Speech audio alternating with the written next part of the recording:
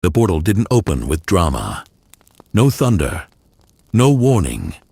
Just a quiet tearing sound behind a dented metal dumpster tucked into the alley behind Moe's Tavern. A green ripple formed in the air, unstable, flickering like a bad TV signal. Rick Sanchez fell out face first. He hit the concrete hard, rolled once, and lay still for a moment, lab coat spread around him like a defeated flag. A faint trail of green portal residue evaporated into the night air. Rick groaned. Ugh. Note to self, he muttered, spitting onto the ground. Don't recalibrate the portal gun while drunk and emotionally compromised. He pushed himself up onto one elbow and blinked. Something was off. The alley was quiet. Too quiet. No distant sirens, no interdimensional screams, no collapsing realities, just the low hum of fluorescent lights and the muffled sound of laughter drifting from inside the building beside him. Rick stood up slowly, brushing dust off his coat. He took one look at his surroundings and frowned. The walls were flatter than they should be. The shadows were soft, almost painted on. The colors were wrong. Too bright, too clean, like the universe had been run through a cheap animation filter. Rick raised his wrist scanner. The device beeped once, then twice, then displayed a long string of warning symbols Rick had only seen a handful of times before. He froze. No way, Rick whispered. He turned in a slow circle, scanning everything. The dumpster, the pavement, the brick wall, the moon hanging overhead, what tea. All of it vibrated with a strange, stubborn stability. This universe wasn't reacting to him. Most universes reacted. They rippled when he arrived, glitched, buckled slightly under the weight of an external constant entering their system. This one didn't flinch. Rick's mouth curled into an uneasy grin. Oh, he said quietly. You've got to be kidding me. A loud laugh erupted from the building beside him, followed by the clinking of glass and a slurred voice yelling something about beer. Rick turned toward the sound. A sign hung crookedly above a plain brown door. Moe's Tavern. Rick squinted at the letters. Wow, he said. Zero effort font. That's impressive. He pushed the door open. The smell hit him immediately. Alcohol, sweat, old wood, and a deep, lingering sadness that had settled into the walls decades ago and refused to leave. The room went silent. Every head turned. 4 men sat at the bar, each holding a drink. One was tall and skinny. One had a permanent scowl. One looked like he hadn't slept since the Cold War. And the last one, Rick stared. The man was yellow. Not sick yellow. Not radioactive yellow. Cartoon yellow. Perfectly smooth skin. No pores. No shading. Just flat color. And a rounded outline. Rick blinked once. Then again. Huh. The man stared back, eyes wide and vacant, mouth slightly open. This was Homer Simpson. Rick didn't know his name yet, but he knew the type instantly. Low cognitive output. High entropy tolerance. Walking disaster buffer. Moe leaned forward. All right, pal, Moe said, wiping a glass that would never be clean. You lost or just weird? Rick took a few steps inside, boots echoing softly on the wooden floor. He looked around, scanning every patron with his wrist device. All yellow. All structurally identical in style. All operating on the same simplified physics engine. Rick laughed. It started small, a quiet chuckle, then grew into a loud, unrestrained cackle. Oh man, Rick said, clutching his stomach. This is fantastic. Moe scowled. I don't like that laugh, he said. That's the kind of laugh that ends with my bar on fire. Rick walked up to the counter and slapped his hand down. Bartender, he said, give me whatever passes for alcohol in this ethically questionable dimension. Moe shrugged and poured a drink. Brown, fizzy, and deeply untrustworthy. Rick downed it in one go. His face twisted in horror. Sweet mother of entropy. Rick coughed. What is that? Did you ferment bread in a shoe? Homer burst out laughing. Ha, he don't like Duff. Rick turned toward him. Up close, the man was even stranger.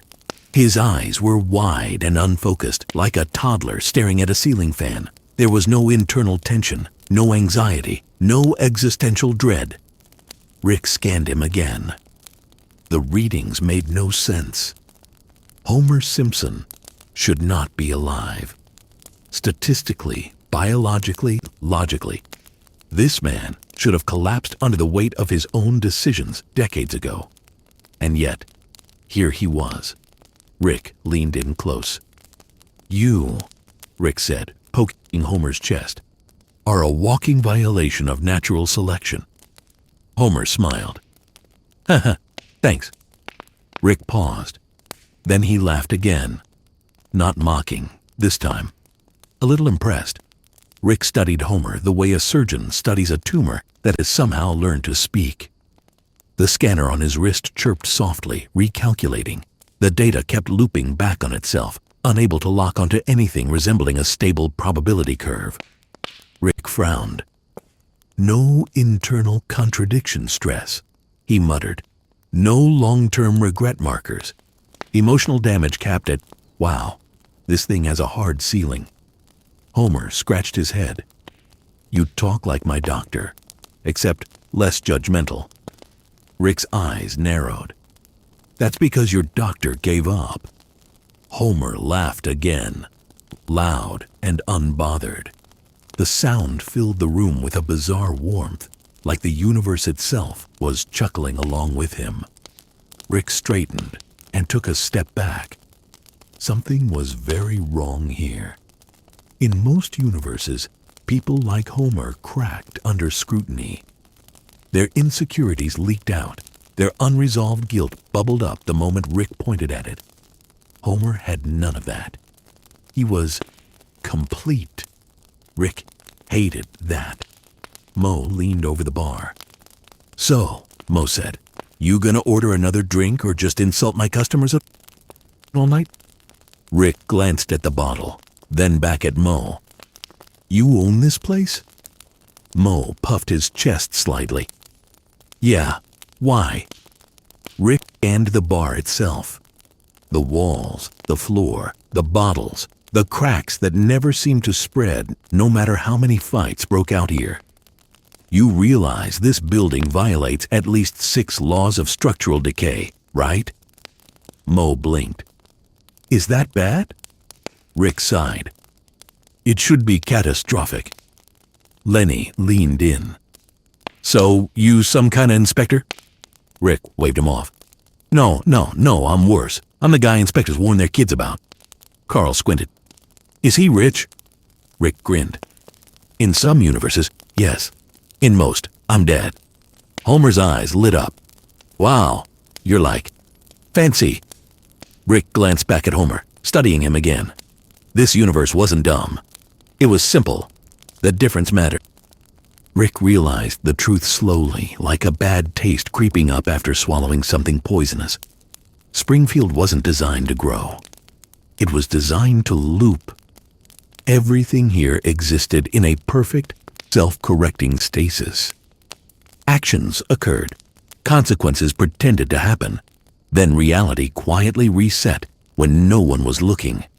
Rick had seen pocket realities like this before.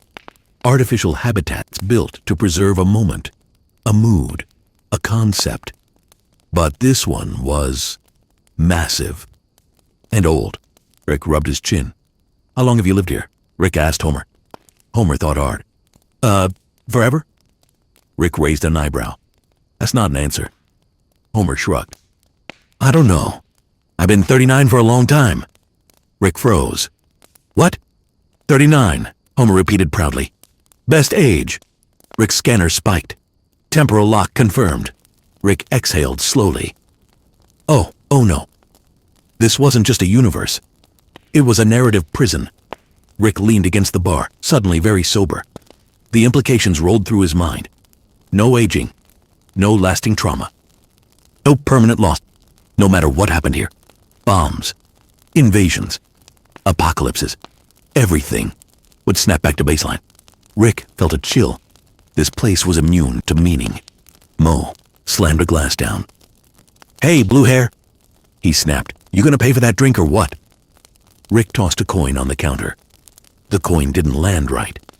It bounced once, then corrected itself mid-air and landed flat, face up, perfectly centered. Rick stared at it. The universe had helped. Rick laughed softly. "Oh, you sneaky little... wow." Homer watched the coin. "Cool trick." Rick leaned closer to him. "Buddy," Rick said, lowering his voice, "do you ever feel like your life doesn't change no matter what you do?" Homer frowned, thinking. "Nah." Rick blinked. "That's it? No existential dread? No creeping sense of wasted potential?" Homer shrugged. "I like donuts." Rick stared at him. Then, against his will, Rick smiled. "Yeah," Rick admitted quietly. "Yeah, that tracks." The door to Moe's Tavern creaked open. A tall, thin man stepped inside, wearing a green sweater and carrying a polite, nervous energy like a shield. Ned Flanders. "Hi diddly ho, neighborinos," Ned said cheerfully. "Moe, your recycling bin is blocking my driveway again." Rick turned slowly. The scanner went wild. "Okay," Rick said. "Why is that guy radiating weaponized wholesomeness?" Ned smiled at Rick. "Hello there. You must be new in town." Rick squinted. "I don't trust you." Ned chuckled. "Well, that's all right. Trust is a journey." Rick gagged a little. Homer waved. "Hey, Flanders, this guy says I break science." "Gosh," Ned said. "That sounds like a compliment." Rick stared at both of them. No envy. No resentment. No suppressed rage. Even the rivalry was fake. Scripted. Safe. Rick suddenly felt like the smartest man in a padded room. And for the first time in a long while, that wasn't comforting. Rick stepped back from the bar, eyes darting around the tavern, watching the way conversations resumed exactly where they had paused, as if time itself had politely waited for him to finish talking. This place wasn't reacting to him. It was absorbing him. Rick checked his portal gun. Stable. Charged. Ready. He could leave. Right now. Instead, Rick smiled. "Oh," he said quietly. "I am definitely gonna break something." Rick didn't break anything. Not yet. He stepped back outside Moe's Tavern, the door swinging shut behind him with a soft, obedient creak. The night air of Springfield greeted him like it always did. Mild, calm, eternally undecided about being evening or early morning. Rick stood in the alley and looked up. The sky was wrong. Not broken wrong. Not glitching wrong. Comfortably wrong. The stars were evenly spaced, perfectly bright, like someone had placed them there by hand and never bothered to change the arrangement. No satellites, no cosmic background radiation spikes, no distant screams of dying galaxies. Just stars. Rick raised his scanner again and aimed it at the sky. The reading came back clean.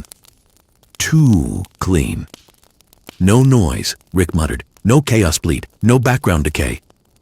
He lowered the scanner slowly. "This universe is curated." Rick stepped out of the alley and onto the sidewalk. Springfield stretched out before him, neatly arranged houses, softly glowing streetlights, streets that curved gently instead of cutting sharply. Everything was rounded, safe, designed to avoid discomfort. Rick walked. Each step echoed slightly too much, like the sound designer wanted to make sure footsteps were always heard. A car passed by, pink, bulbous, moving at a speed that felt symbolic rather than functional. The driver waved cheerfully without looking. Rick stopped walking. The car disappeared around a corner. Rick waited. 3 seconds later, another identical car passed. Same color, same speed, same wave. Rick smiled thinly. "Reused assets," he said. He continued down the street, passing houses that all felt familiar, despite him never having seen them before. Different colors, same bones, same proportions, same comfortable lies. A dog barked somewhere in the distance. The bark looped once, then stopped. Rick turned toward the sound. Nothing.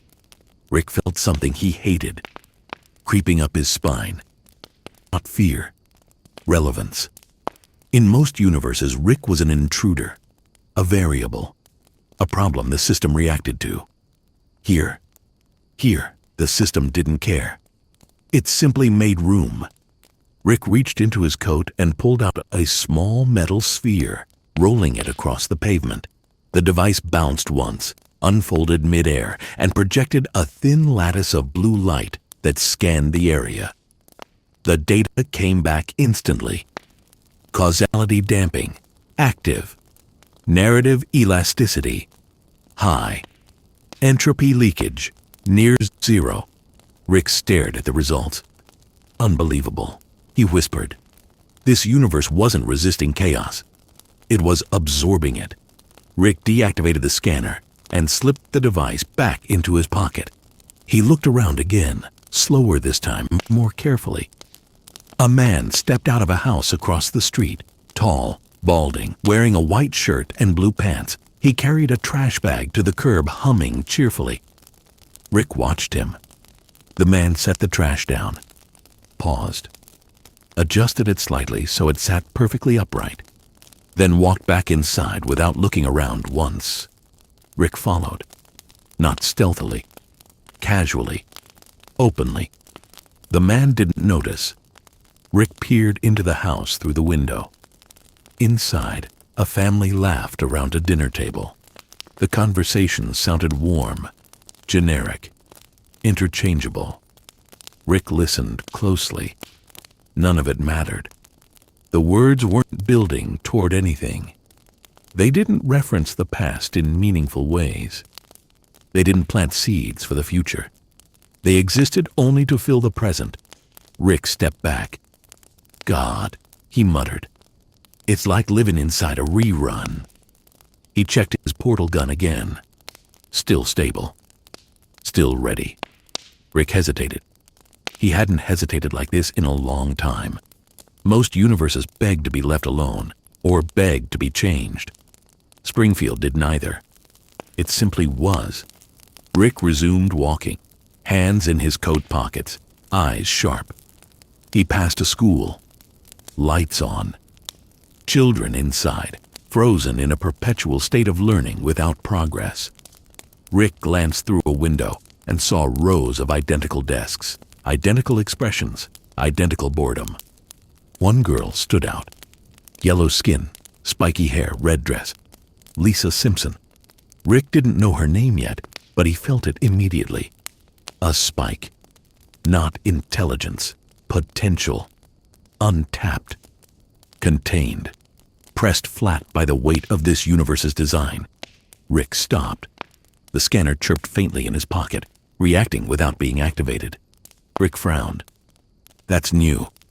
He watched Lisa raise her hand, speak passionately, get ignored.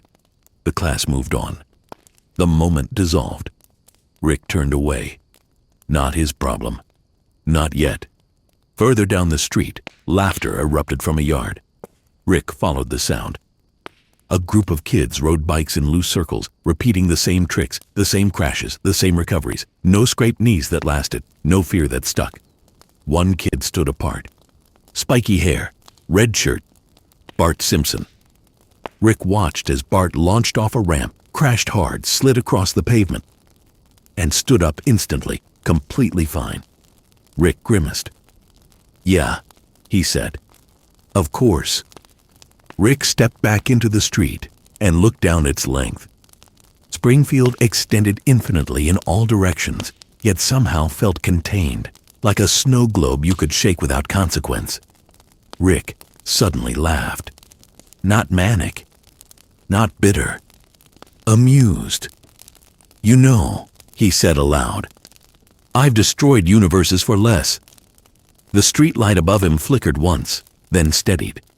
Rick glanced up at it. The light didn't flicker again. The universe was listening. Rick rolled his shoulders and exhaled. All right, he said, Let's do this slow. He pulled out a small recorder and activated it. Log entry, Rick said.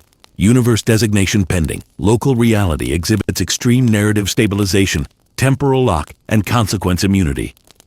He paused, thinking. Hypothesis, he continued. This universe cannot be meaningfully altered through direct force. Rick snapped the recorder shut. Which means, he said with a grin, I'll have to be creative.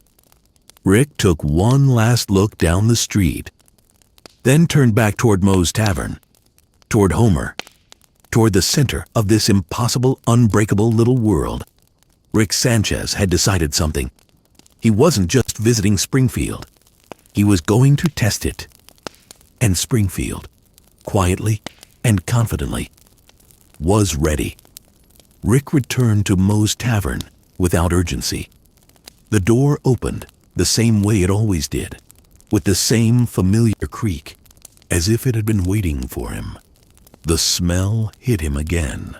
Stale beer, old wood, and the comfortable decay of a place that knew it would never truly fall apart. Nothing inside had changed. Moe stood behind the bar, polishing the same glass. Lenny and Carl sat in the same spots, mid-conversation. Homer occupied the same stool, hunched slightly forward, drink in hand. Rick stopped just inside the doorway. He waited for the pause, for the glitch, for the universe to acknowledge that he had left and come back. It didn't. The moment slid forward seamlessly, like he had never gone at all. Rick exhaled slowly. Damn, he whispered. He walked back to the bar and sat beside Homer. The stool creaked under his weight, then settled, adjusting itself ever so slightly to a perfect sitting height. Rick noticed. He always noticed. Homer took a long sip of his drink and sighed contentedly. Man, Homer said, this is the life. Rick glanced sideways. What is? He asked. Homer gestured vaguely at everything. Beer, friends, no work today, no work tomorrow, probably no work ever. Rick's scanner buzzed faintly, reacting to the statement. Probability field confirmed. Zero consequence trajectory. Rick swallowed. You don't ever worry? Rick asked. Homer frowned again, thinking harder this time. Worry about what? Rick leaned forward, elbows on the bar. About wasting your life, he said. About being stuck. About never becoming more than you are right now. Homer stared at his drink. For a moment, just a moment, Rick thought he saw something flicker behind Homer's eyes. Then it vanished. Homer smiled. Why would I want to be more? Homer said. This is already pretty good. Rick leaned back. That was it.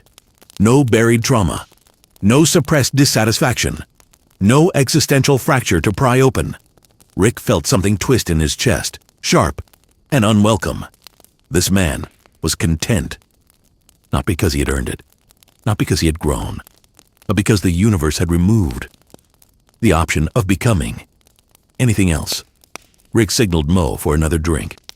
Moe slid it over without a word. Rick didn't drink it immediately. You know, Rick said, staring into the glass, most people think happiness is about getting what you want. Homer nodded sagely. Yep. Rick smirked. It's actually about wanting less. Homer's eyes lit up. Hey, I'm great at that. Rick chuckled despite himself. For a brief, dangerous second, Rick considered staying. The thought scared him. Rick Sanchez didn't stay. He moved. He broke. He left. This place could trap him without ever closing a door. Rick finished the drink and stood. I gotta go, Rick said. Homer looked surprised. Aw. Already? Rick nodded. Yeah, I got stuff. Homer smiled. We'll come back anytime. First drink's on Moe. Moe scowled. Since when? Since I said so, Homer replied. Rick paused. He turned to look at Homer one last time. You know, Rick said quietly, in most universes, guys like you don't make it. Homer blinked. Oh. Rick waited for fear. For anger? For resentment? Homer just shrugged. Well, he said, guess I'm lucky. Rick stared, then laughed, soft, tired, and honest. Yeah, Rick said. You are. Rick walked toward the door. As his hand touched the handle, he felt it again. That subtle resistance. Not force. Not denial. Accommodation. The universe making space for him. Rick pulled the door open and stepped outside. The night air wrapped around him gently, unchanged. Rick stood still. Then he activated his recorder one last time. Log update, Rick said. Springfield exhibits total narrative resilience. Subject population displays emotional equilibrium enforced by reality architecture. He paused. Risk assessment. He continued. Extreme. Rick shut off the recorder. He pulled out his portal gun and aimed it at the empty alley. The green energy hummed. Ready. Rick hesitated. Behind him, Moe's Tavern glowed warmly, laughter spilling out onto the street. Inside, everything would continue exactly as it always had. Forever. Rick lowered the gun slightly. You know what? He said to himself. Not yet. Rick slipped the portal gun back into his coat. He turned and began walking down the street, deeper into Springfield, hands in his pockets, eyes alert. The universe watched him go. Street lights flickered softly, adjusting. Somewhere unseen, a narrative thread tightened. Rick Sanchez had entered Springfield. And Springfield, for the first time in its existence, had noticed.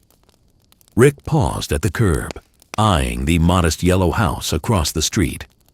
Its roof sagged just slightly, chimneys crooked, windows reflecting the soft glow of the streetlights. The front yard was perfectly uneven, an aesthetic that screamed, humans live here, but don't ask why. Rick adjusted his coat, scanning the perimeter. Nothing unusual. No alien residue. No protective field.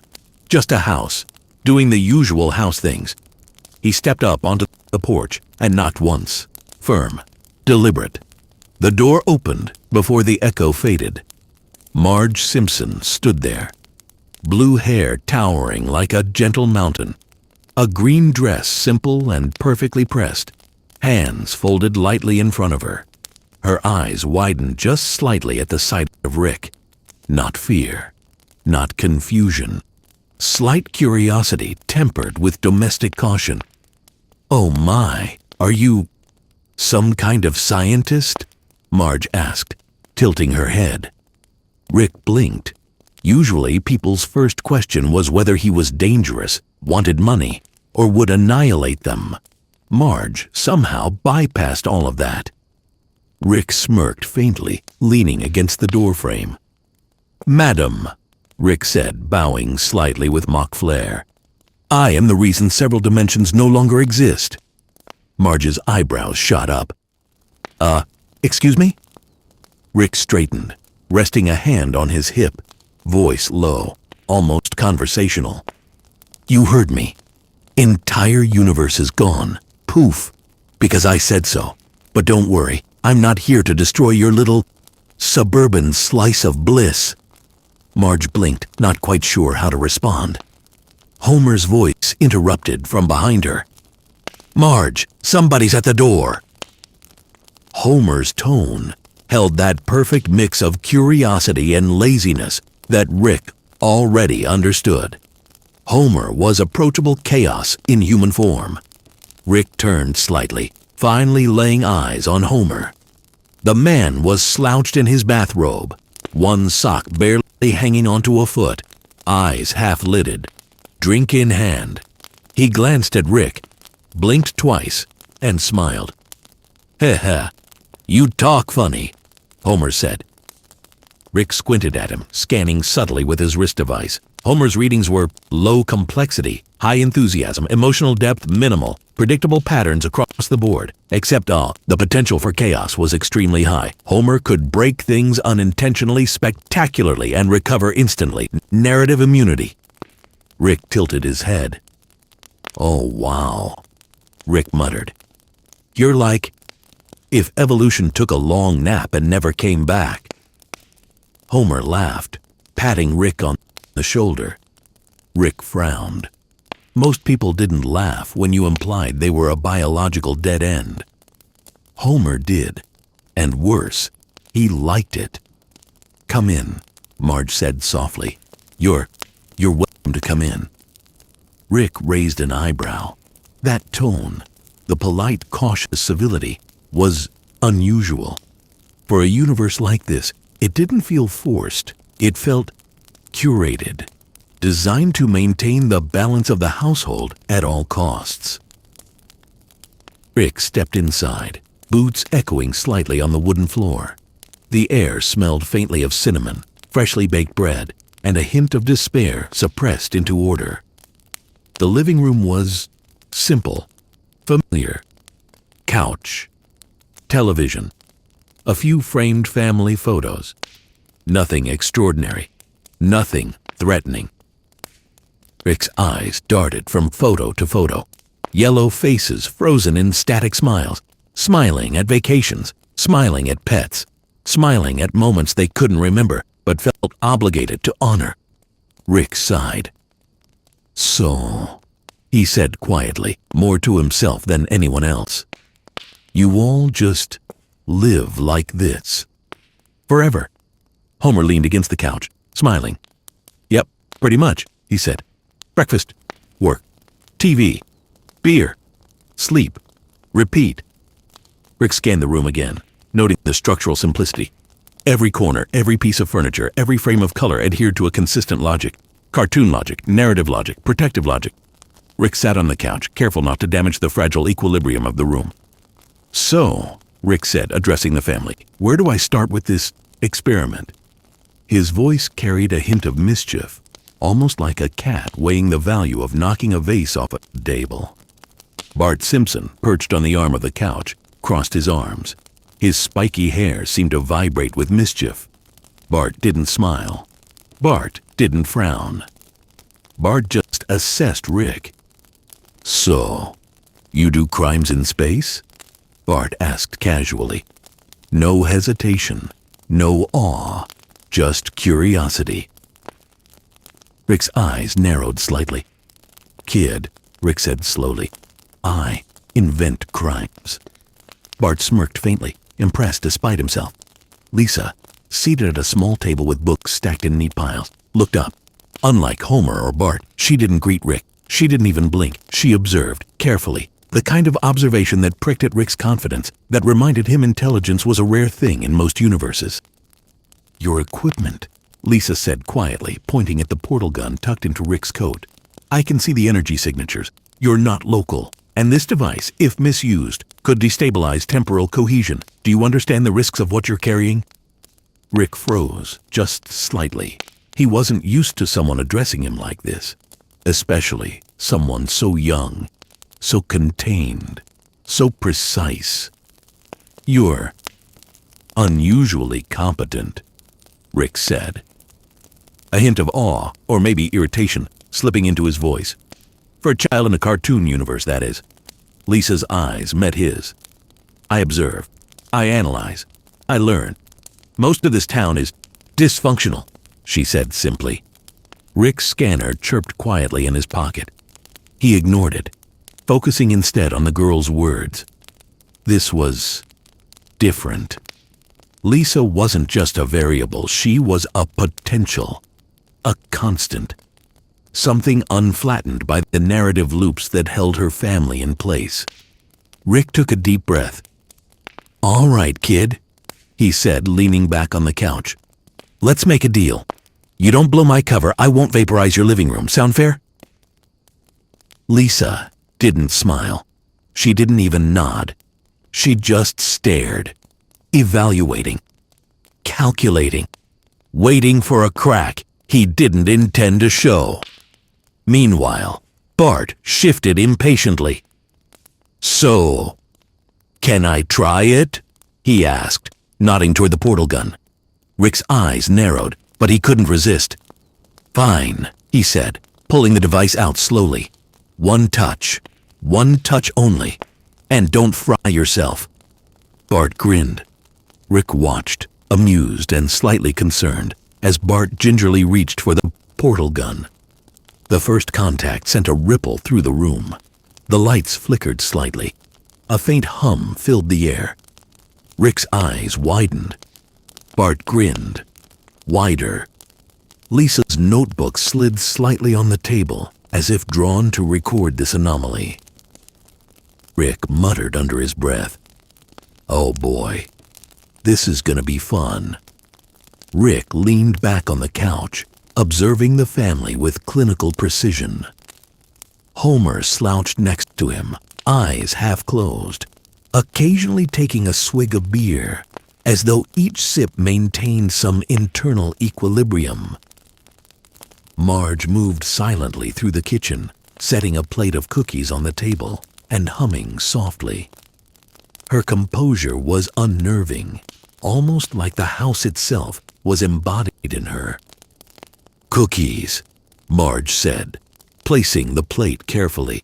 "For, our guest." Rick raised an eyebrow, eyeing the round, slightly overbaked cookies. "Ah," he said slowly.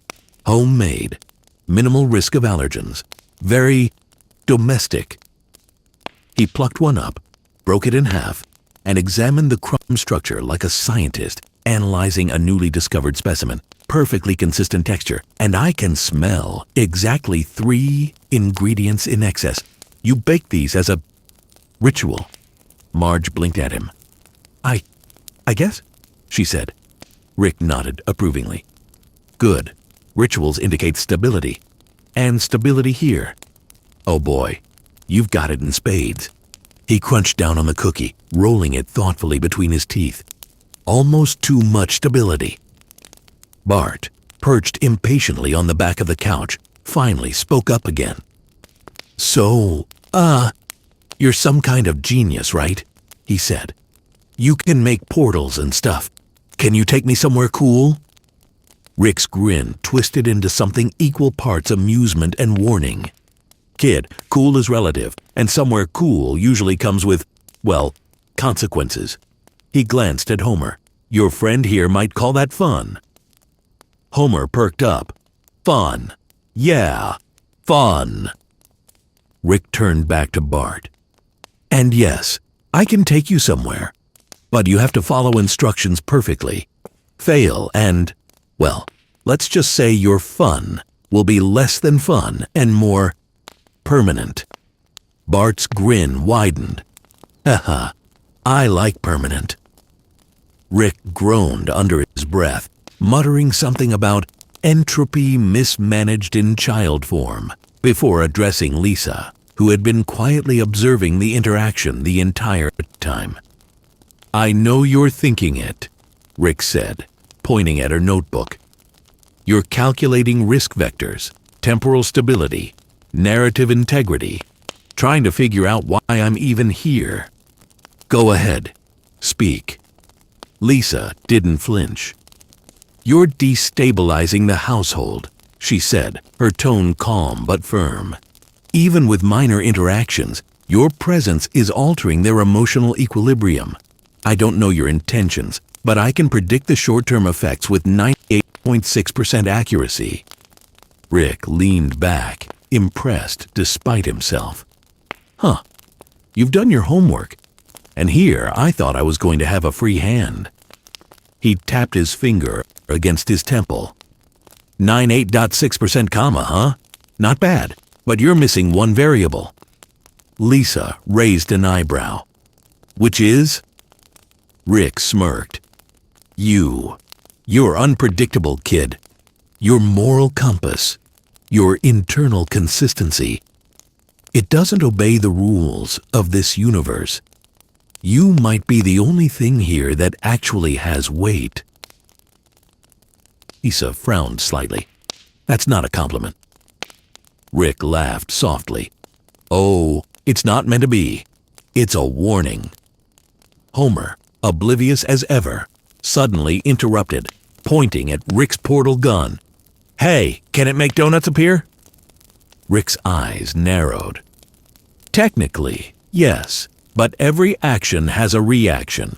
Creating donuts out of nothing in this environment could, I don't know, create a minor temporal ripple that could, say, turn your dog into a sentient being that files taxes. Homer's eyes widened. Whoa, I don't want to talk to my dog about taxes. Rick chuckled. Exactly. See? Consequences. They exist outside this universe's natural loop. That's why I don't usually interfere. But your reality, is too stable. Marge, moving silently behind Rick, set down a cup of tea. You're very different, she said softly. We don't usually get visitors like you. Rick glanced at her, studying her movements, her measured tone, the way her eyes scanned his posture without judgment. That's because you live in a controlled narrative bubble, he said, and you're the stabilizing agent of that bubble. Well, the reason this universe hasn't collapsed under its own nothingness. Marge tilted her head. I don't understand.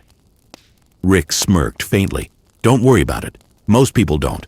But you're the glue. Lisa, never one to ignore nuance, interjected. If you're saying that, then you must also realize that any action you take here could have consequences that don't resolve naturally. The universe might reset most things, but interactions with me, or my family when tested, could produce variables outside your predictive model. Rick's grin widened, almost a predator-like twist. Exactly, kid. Now you get it. You're the first person here who actually matters. Everyone else is wallpaper. Bart, who had been fiddling with the portal gun again, chimed in. Can I still go somewhere cool? Rick sighed. Fine. But listen carefully. He leaned down, fixing Bart with a sharp glare. You follow my instructions, not your imagination, not your sense of fun. Mine. Any deviation and, well, you'll regret it in ways this universe won't let you reset from. Bart's grin didn't falter. Deal. Rick shook his head. I hate you. Lisa, watching the exchange, scribbled rapidly in her notebook. Your moral framework is flawed, she said quietly. You enjoy chaos for its own sake, but you also recognize variables that defy it. That makes you dangerous. Rick smirked again. Thank you for the assessment. That's one of the nicer things anyone's ever said about me. Homer, still drinking his beer, tilted his head. Hey, can you make me smarter? Rick's eyes flicked toward him. No. And if I could, I wouldn't. You're perfect for this universe. Homer beamed. Wow. I am perfect. Rick muttered something under his breath about mediocrity being preserved in amber, and then his attention returned to Lisa. You know, Rick said, leaning back on the couch again, I could make you the smartest being in any universe, but you'd lose what makes you, you. And that, kid, is unacceptable, so I'm gonna leave you, as is, for now. Lisa's eyes narrowed. For now. Rick smirked faintly. Yeah, you're a wild card. I like wild cards. Marge, silently observing all this, finally spoke again. I don't understand half of what you're saying, she said. But you seem different. And somehow, you're not dangerous. Not really. Rick tilted his head. That's the nicest way anyone here has ever summarized my existence. Homer laughed. I like this guy. Rick glanced at him, then at Marge, then at Lisa and Bart. Slowly, deliberately, he realized something. This universe was contained, predictable in most ways, but the family, this nucleus, was the key to its balance. Touching them wrong would unravel everything. Rick leaned back, hands behind his head, smirking. All right. Let's see how deep the rabbit hole goes. Rick stood up, brushing imaginary dust from his lab coat. The Count creaked in protest, but Homer didn't notice, slouched comfortably as if furniture had feelings he couldn't perceive. Rick's gaze wandered around the room. Every surface, every decoration, every photo frame seemed optimized for emotional safety. Nothing jutted out sharply. Colors were balanced, furniture carefully rounded, even the clutter was curated, harmless. This universe had taken the concept of domesticity and distilled it to a perfect, risk-free formula. Rick muttered under his breath, "God, it's antiseptic, emotionally sterile." Marge followed him, hands folded in front of her, gliding silently as she moved through the house. "You don't have to inspect everything," she said gently. "We're simple people." Rick smirked. "Simple? Sure. But you're the axis of this perfect little world. Everything in here orbits you, whether you realize it or not." Marge blinked. "I don't know what to say to that." Rick leaned casually against the doorway leading to the kitchen, studying her. "You know what's funny? People like you are the reason universes like this don't implode. You provide the invisible framework that keeps everything running, and nobody notices. Except me." Marge tilted her head, unsure how to respond, and Rick continued.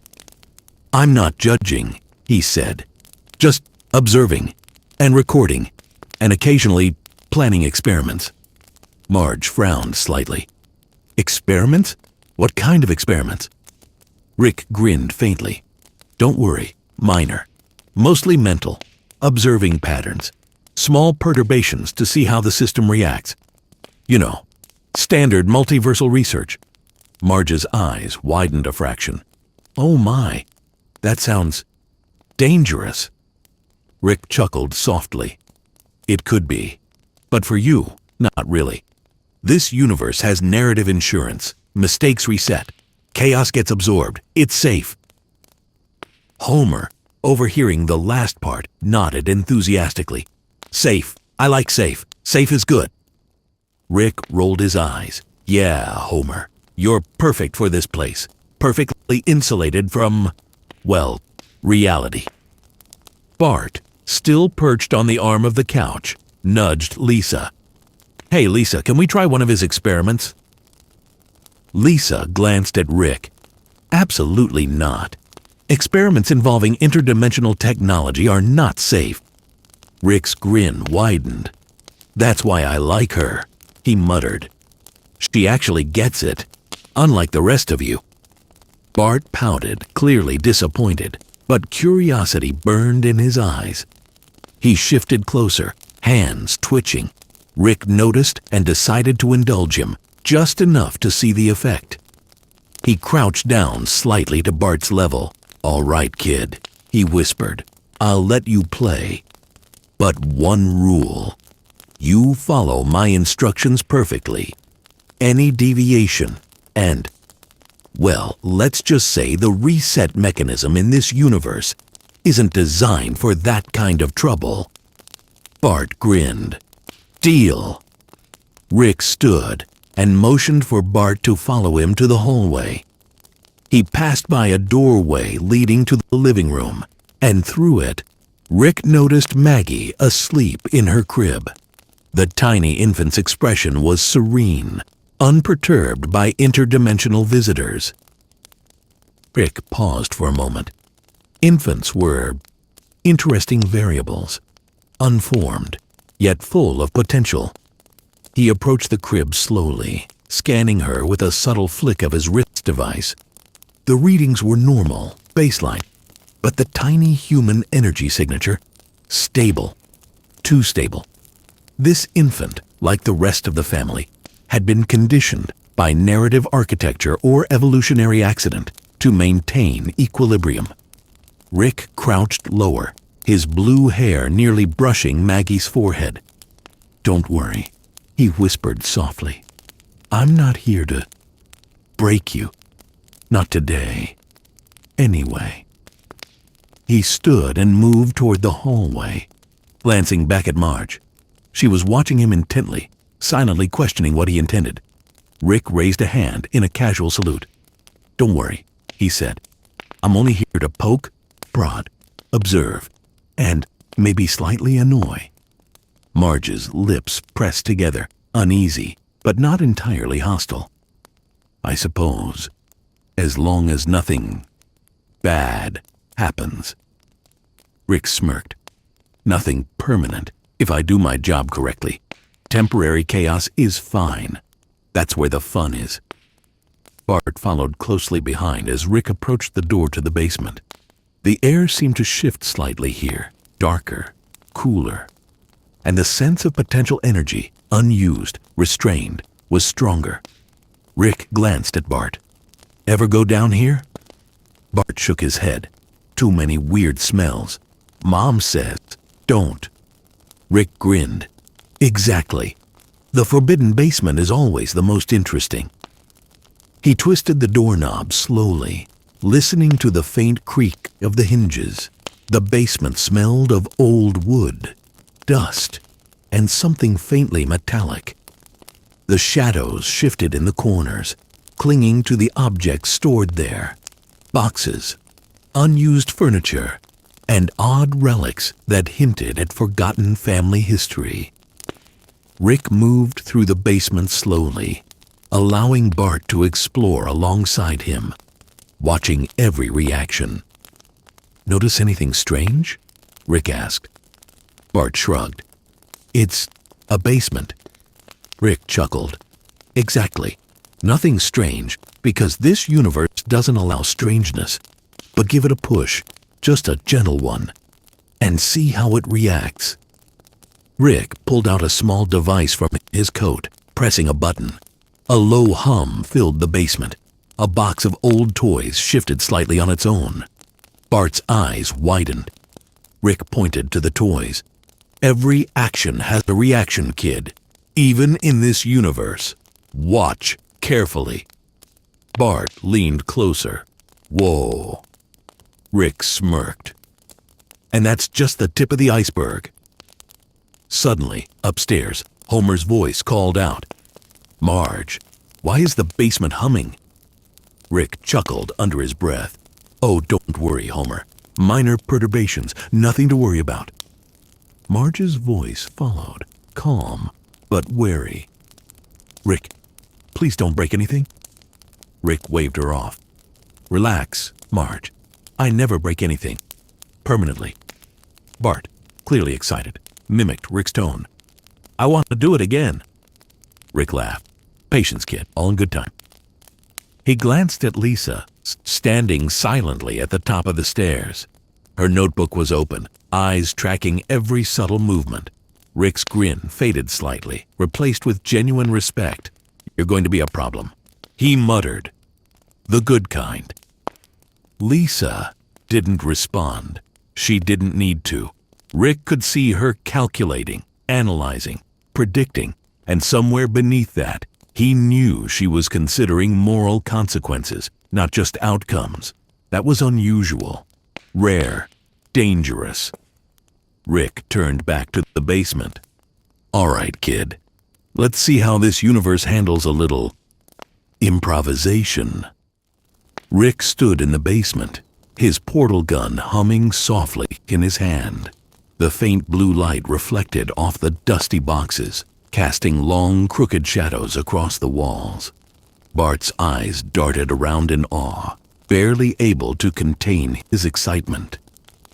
"Okay, Rick," Bart said, bouncing on the balls of his feet. "What do we do next?" Rick smirked, crouching down to Bart's level.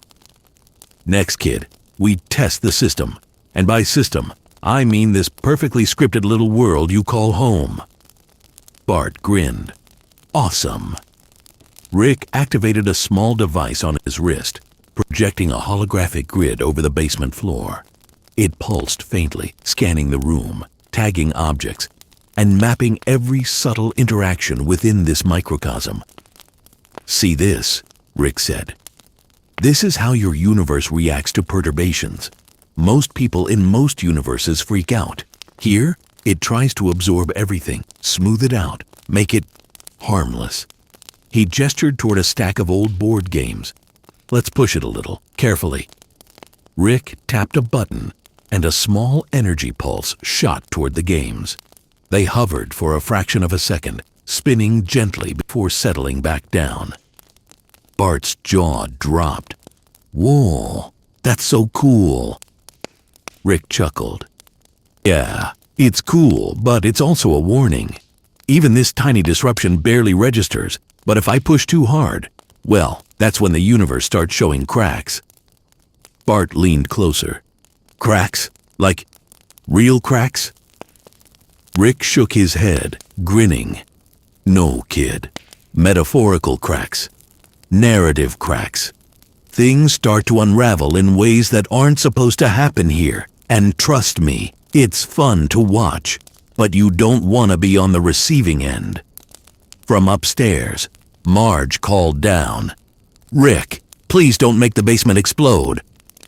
Rick waved dismissively. Relax, Marge. That's not my style. Yet. He smirked at Bart. Now, let's see how your household reacts to a little gentle chaos.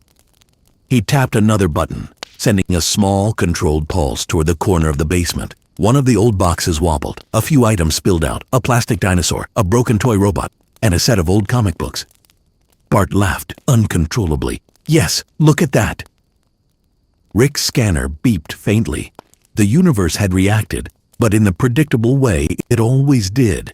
It absorbed the disturbance and returned everything to baseline within seconds. Notice that? Rick asked Bart. Everything resets. Your universe doesn't fail, it just adjusts. It's immune to failure, but it's also immune to growth. Bart tilted his head. So, nothing we do really matters? Rick's grin faded slightly, replaced by something darker. Exactly. That's the problem. You live in a place where consequences don't exist, where every action is meaningless in the long term. Most beings would go insane here eventually. You kids. Lucky for you, the universe does your thinking for you. Lisa, who had been silent until now, appeared at the basement door. Her notebook was open, scribbling furiously. Rick, she said, voice calm but firm. What you're doing, this experimentation, is disrupting the family's equilibrium. Even if the universe resets, the subtle changes you introduce could have cascading effects on their emotional stability. Rick raised an eyebrow, impressed. Finally, some sense of moral awareness, he turned to Bart. See, kid, not everyone here is as accepting of chaos as you are. Lisa frowned. Accepting chaos isn't the point. Understanding it, predicting it, controlling it, that's the point. Your presence introduces variables no one in this family can manage. Rick chuckled. You're right, Lisa. And that's why I like you. He tapped a button on his wrist device again, sending another minor pulse through the basement. A chair wobbled. A toy car rolled across the floor, and Bart jumped back in delight. Marge's voice floated down again, softer this time, tinged with worry. Rick, please, don't hurt anyone. Rick leaned against a wall, examining her reaction. Hurt? Marge, I'm not here to hurt. I'm here to observe, test boundaries, and maybe teach a few lessons in the chaos of reality. But you're the anchor. If I push too hard, it won't stick. You'll stabilize it. That's your job. Homer wandered down the stairs, rubbing his eyes, still holding his beer. What's going on down here? I heard, humming? Rick smirked at him. Nothing you need to worry about. Minor energy fluctuations. Totally safe. Homer squinted at the floating toys. Whoa, magic? Rick groaned. No, Homer. Science, but close enough for your brain. Bart laughed and lunged toward the toy robot, reaching out to grab it. Rick raised a hand, stopping him just before contact. Careful, kid. Even in a stable universe, reckless behavior can cause complications. Lisa stepped closer. Rick, you're deliberately testing them. I can see it, and I know the universe will reset, but emotional feedback is cumulative. You're introducing risk. Rick smirked, unconcerned. Yes, that's the point. Bart jumped up, spinning in a circle. Yes, chaos. Rick turned his gaze to the basement ceiling, tapping it thoughtfully. The funny thing, he muttered, is that even with all this stability, predictability, you can still poke the system, you can still create ripples. Lisa's voice was sharper now. And that's unethical. Rick paused, studying her. Kid, ethics are relative. And in this universe, you can argue all you want, but nothing sticks. Nothing truly matters long term. Except you. And maybe Bart. Lisa frowned. Me? Why me? Rick's eyes softened slightly. A rare glimpse of sincerity. Because you can actually think, predict, analyze, challenge me, unlike the rest of your family, who just exist. Lisa didn't answer. She just observed, her eyes calm and calculating. Rick glanced at Bart, who was now leaning against a floating box, eyes sparkling with excitement. And you, kid, you're chaos in motion, uncontainable, but harmless. For now. Rick straightened and moved toward the stairs. All right, enough basement fun. Time to see how the upstairs ecosystem reacts. Bart groaned. Aw, do we have to? Rick smirked. Oh, we have to, and you're coming. As they ascended the stairs, Rick glanced back at Lisa. Don't worry, kid. I'm not here to break everything. Just shake the foundations enough to see what holds. Lisa didn't respond, but Rick could feel her mental wheels turning, already calculating the potential outcomes of his next move. At the top of the stairs, Marge waited, hands folded, eyes wary but curious. Rick's grin widened. Ah, the heart of the system. Let's see how resilient you really are. Tucked under his arm, the night air smelled faintly of baked goods, cut grass, and that unmistakable cartoonish haze of suburban perfection. Normally, walking down a street like this would bore him to the point of temporal vertigo. Tonight, however, something felt off. Rick scanned the neighborhood with his wrist device. Baseline readings were normal. Low entropy, narrative elasticity high, consequence absorption near complete. But there was a flicker, just a fraction of a ripple in the temporal mesh. A small anomaly, barely measurable, yet unmistakable. Rick frowned. Well, that's new. Ahead, a dog barked. It was normal, perfectly cartoonish, a sound pre-programmed to entertain. But the bark echoed twice, then a third time, overlapping itself. Rick's eyes narrowed. That's not right. The street seemed to breathe slightly, subtly stretching and compressing, like it was aware of him. Rick's scanner beeped faster, plotting micro-variations in the narrative field. He muttered under his breath, "The universe. It's pushing back." Suddenly, a car, a pink bulbous sedan, rolled down the street. Homer leaned out the window, half asleep, waving at Rick. "Homer," Rick called, "do not touch the steering wheel with that portal gun around." Homer blinked, confused. Why?" Rick rolled his eyes. "Because every action here has a reaction, and your reaction is potentially catastrophic in a multiversal sense." Homer shrugged. "Okay, I'll be careful, I think." Rick groaned and looked up at the sky. The stars, normally ordered, predictable, were twitching. Tiny fragments of energy, like digital artifacts, danced along the horizon. Somewhere in the distance, the familiar pattern of Springfield was beginning to fracture. Rick's grin returned, sharp and dangerous. "Oh, now we're talking. Let's see how this little universe handles a real variable." Bart appeared to the end of the street, clutching a small gadget Rick had left him in the basement. His grin was wide, innocent, and lethal. "Ready, Rick," Bart shouted.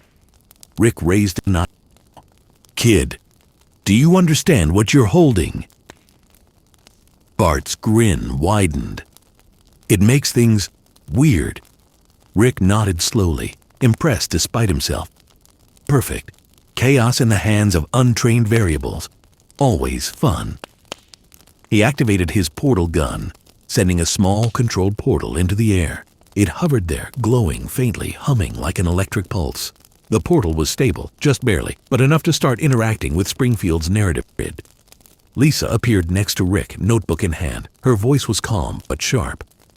"Rick, if you destabilize the temporal fabric of Springfield, even momentarily, the universe will try to compensate. But it could generate feedback loops that extend beyond this reality." Rick smirked. "Exactly, Lisa. And that's why I'm here." Homer wandered closer, curiosity overpowering caution. What's that glowing thingy?" Rick sighed. "A portal, Homer. You do not touch it." Homer blinked, then muttered, "Okay, maybe later." Rick glanced down the street.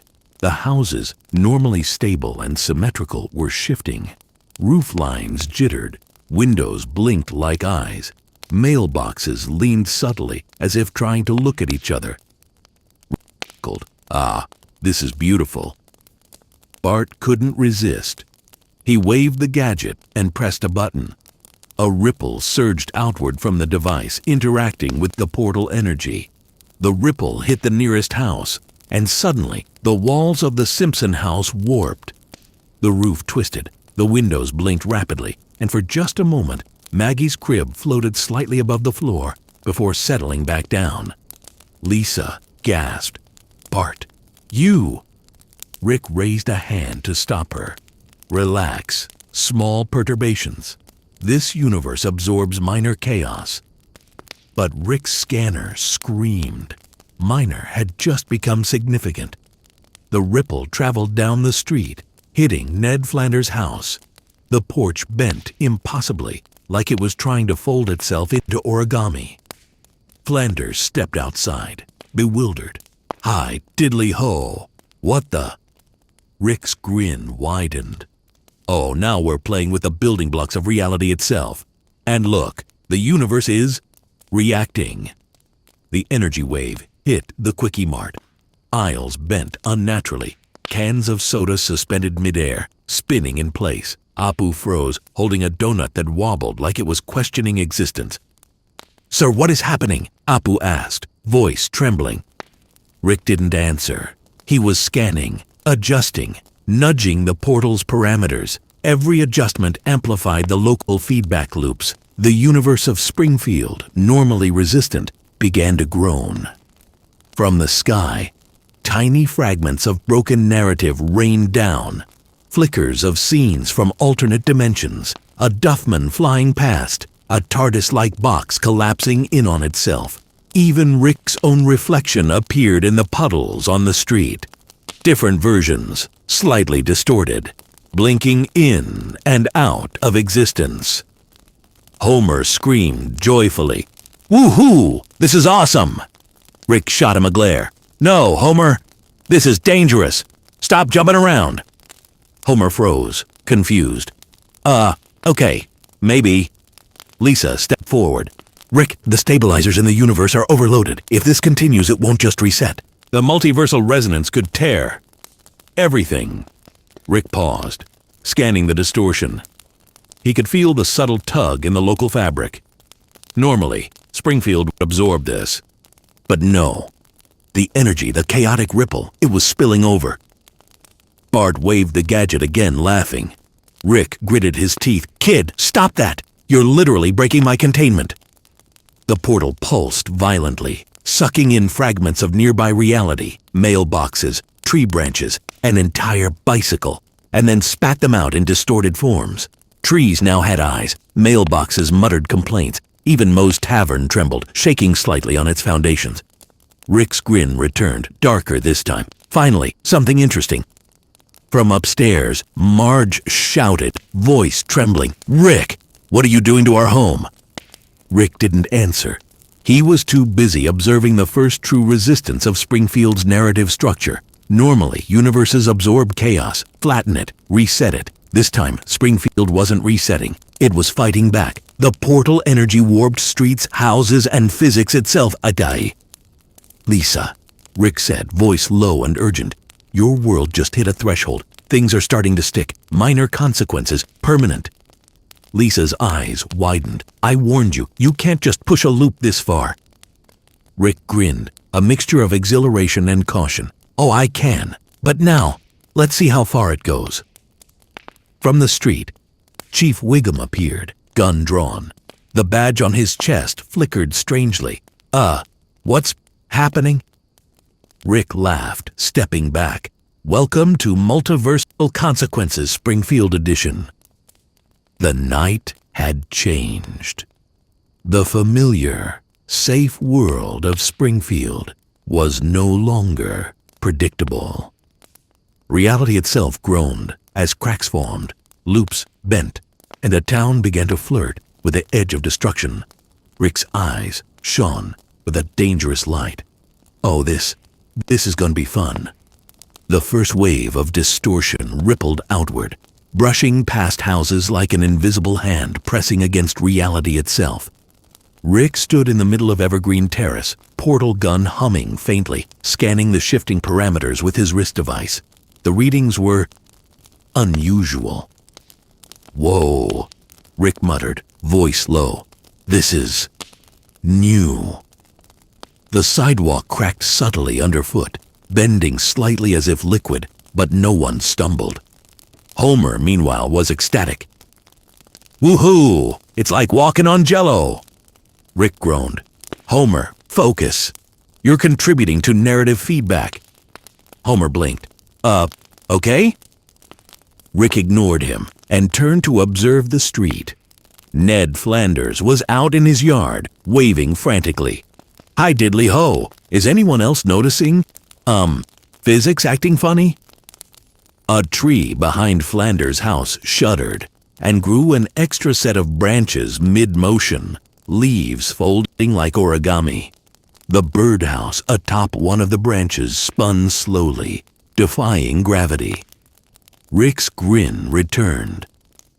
Finally, a universe that doesn't just absorb chaos like a sponge. This one's fighting back. Bart bounced on his heels beside Rick, holding the gadget from the basement. "Can I make it more weird?"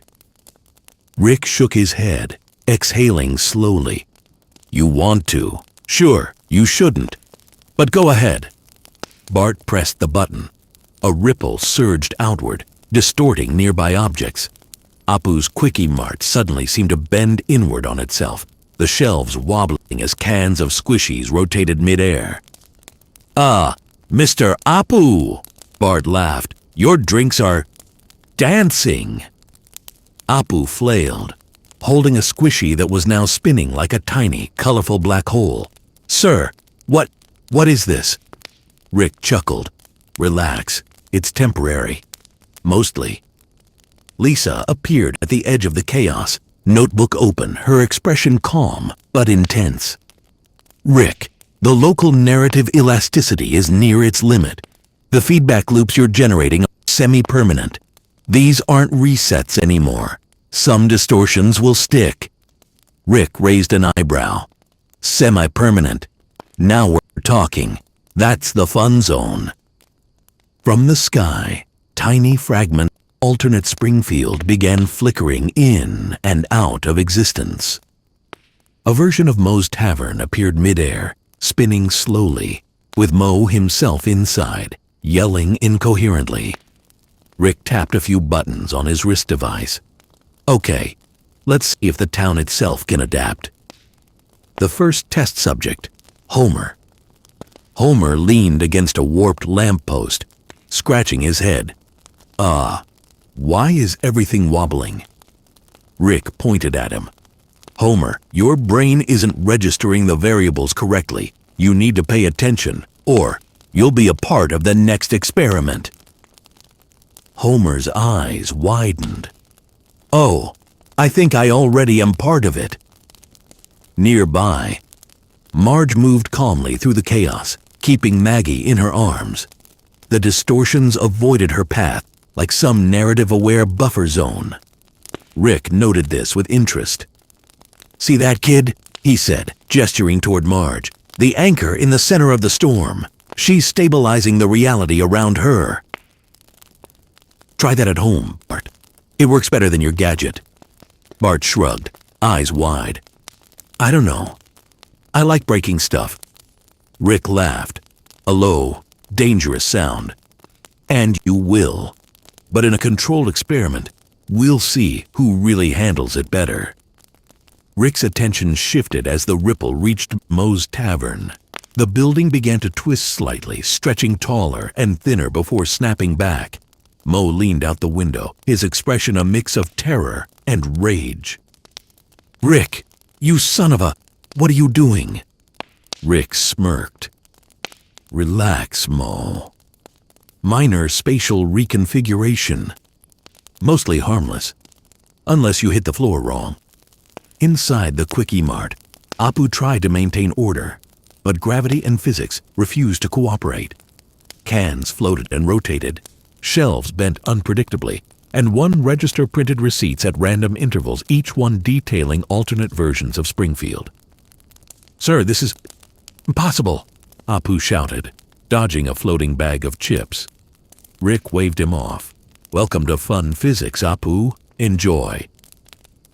From the street corner, Chief Wiggum stepped forward, gun drawn, badge flickering like it had a mind of its own. What's going on?"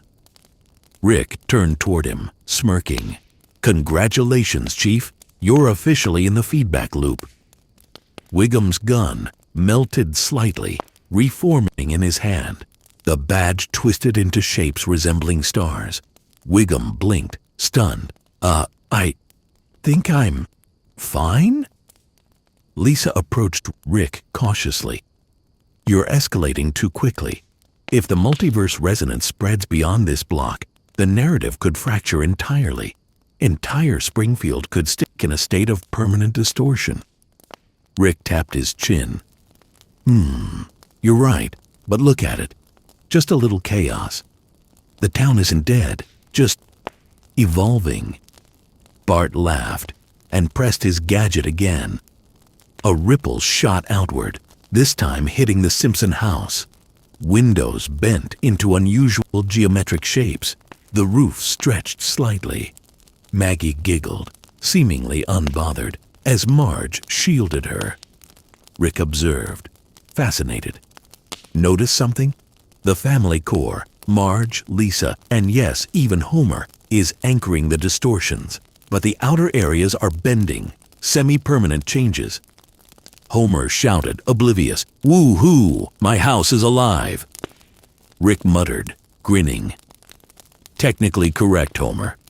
As always." Even the trees along Evergreen Terrace began to sway unnaturally, as if the universe itself was flexing its muscles, adjusting to the pressure Rick and Bart were applying. Small energy fractures blinked in the sky. Tiny portals opened briefly, showing glimpses of alternate realities. Springfield versions where Homer was a genius, Bart ruled the town, or Lisa was mayor. Each image flickered, unstable, but enough to register in Rick's scanners. Rick's grin deepened. "Oh, now we're getting somewhere. Not a total collapse, yet. But the resistance? Beautiful. The universe is learning. It's adapting." Lisa whispered urgently. "Rick, you're about to push it past the threshold, if you continue." Rick's eyes glittered dangerously. "I know. And that's exactly why I'm doing it." Across the street, Ned Flanders shouted nervously, "I don't like this. I don't like it one bit." Rick chuckled darkly. "Perfect. Chaos. Adaptation. Resistance. Narrative feedback. Springfield, my dear universe, is officially awake." Rick strode down Evergreen Terrace, eyes scanning the distortions, that had now spread beyond the Simpson house. The portal pulse from earlier had sent a ripple down the street, and now every building was subtly warped, shifting in impossible ways. Roof lines curved, windows blinked like eyes, and street lamps bent as if the laws of physics were suggestions rather than rules. Bart sprinted alongside Rick, waving his gadget wildly. "Look, Ned's treehouse is spinning!" Rick squinted. The Flanders treehouse had twisted atop the branches, wobbling as if unsure whether it wanted to stay rooted or float away. Even the birdhouse had transformed into a tiny crystalline structure that pulsed with faint energy. Rick laughed. "Yes, this is beautiful. Chaos on the edge of stability." Lisa jogged to keep up, notebook in hand. "Rick, if you keep pushing this, the universe won't just resist, it will retaliate. Semi-permanent distortions will become permanent. Entire districts could be lost in recursive loops of impossible geometry." Rick raised an eyebrow. "Lisa, don't worry. Retaliation is part of the fun. It's like watching your little sandbox universe argue with me. Every push, every ripple, tells me something new." Ahead, the quick E-Mart had become a vortex of suspended products. Cans of squishies floated, spinning and merging in colors that didn't exist before. Apu was trapped under a levitating magazine rack. Sir, my store. Reality is bending." Rick tilted his head. "Minor inconvenience, mostly harmless." Apu shouted but was ignored as Rick's attention moved to Moe's Tavern. The building itself had folded inward slightly, the door swinging in impossible arcs. Moe leaned out, his expression a mix of rage and existential dread. "Rick, fix it. I can't serve drinks like this." Rick smirked. "You're learning, Moe. This is adaptation." From the edge of the street, Chief Wiggum stepped cautiously into the chaotic scene. His uniform flickered like a low-resolution digital overlay, and his gun appeared and disappeared in random segments. What's happening?" Wiggum stammered, tripping over a sidewalk that bent beneath him. Rick waved at him dismissively. "Welcome to semi-permanent chaos, Chief." Even the sky above was unstable now. Clouds shimmered in unnatural patterns, stars blinked like malfunctioning LEDs, and tiny portals opened, revealing glimpses of alternate Springfields. A version where Mr. Burns was a teenager, one where Homer was mayor, another where Bart was a genius inventor. Each flickered for a second before collapsing, leaving fragments of impossible reality behind. Rick's grin widened. "Oh, this is perfect. Feedback loops everywhere, minor narrative shocks that start to propagate." Bart waved the gadget again, pressing the button with reckless enthusiasm. A pulse shot outward, hitting the Simpson house.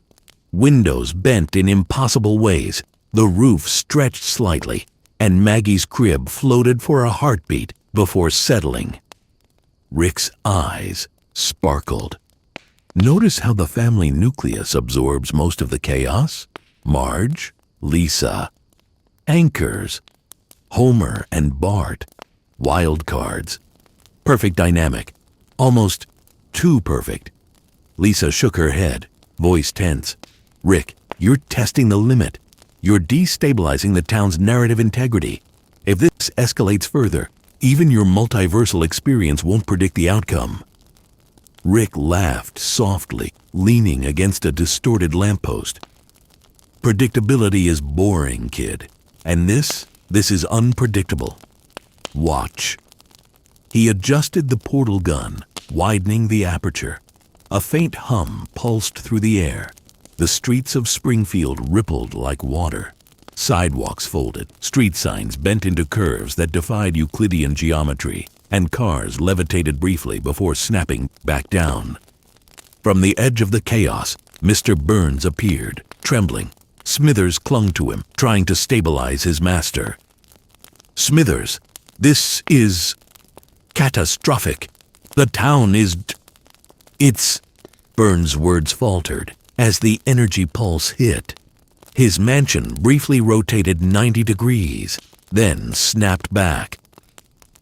Rick raised a hand in mock apology. "Minor rotation, Mr. Burns. Consider it a free multiversal recalibration." Smithers groaned. "Sir, I don't think recalibration is the right word." Meanwhile, Principal Skinner appeared outside Springfield Elementary. The school's bell rang erratically, the clock spinning backward and forward simultaneously. Students poked their heads out, mouths open, eyes wide. Some flickered in and out of visibility, caught in loops of unstable reality. What's happening?" Skinner stammered, stepping cautiously. "Is this physics?" Rick smirked. "No, Skinner. This is fun physics." Even the power grid began to react. Streetlights flickered in unnatural sequences. Neon signs along the boulevard pulsed in sync with the portal's hum. Energy readings across Springfield spiked as minor distortions began resonating with their town's own narrative structure. Lisa's voice was firm now, almost pleading. "Rick, the town is reacting. It's not just absorbing anymore, it's adjusting.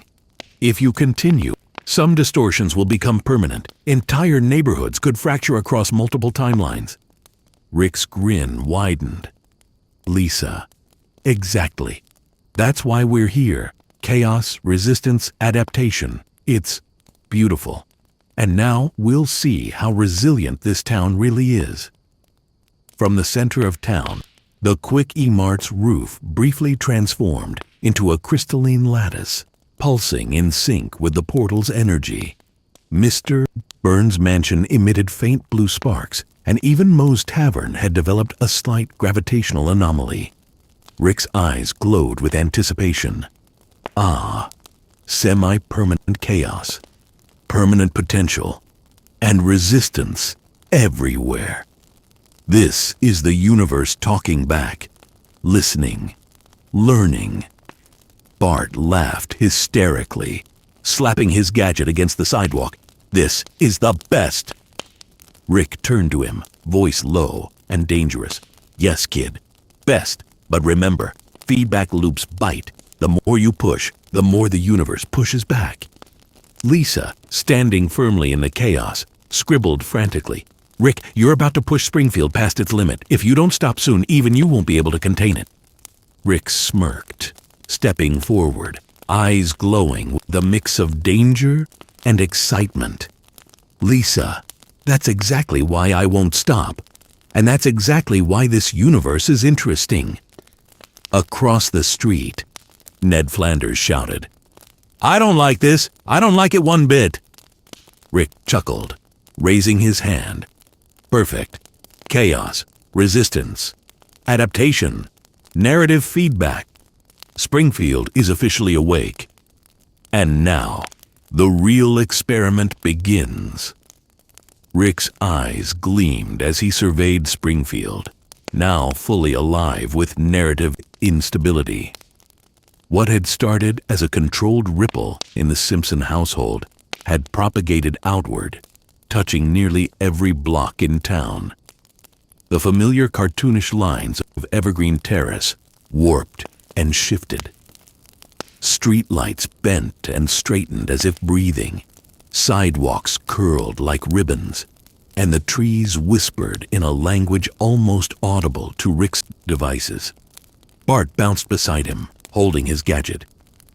"Rick, everything's spinning.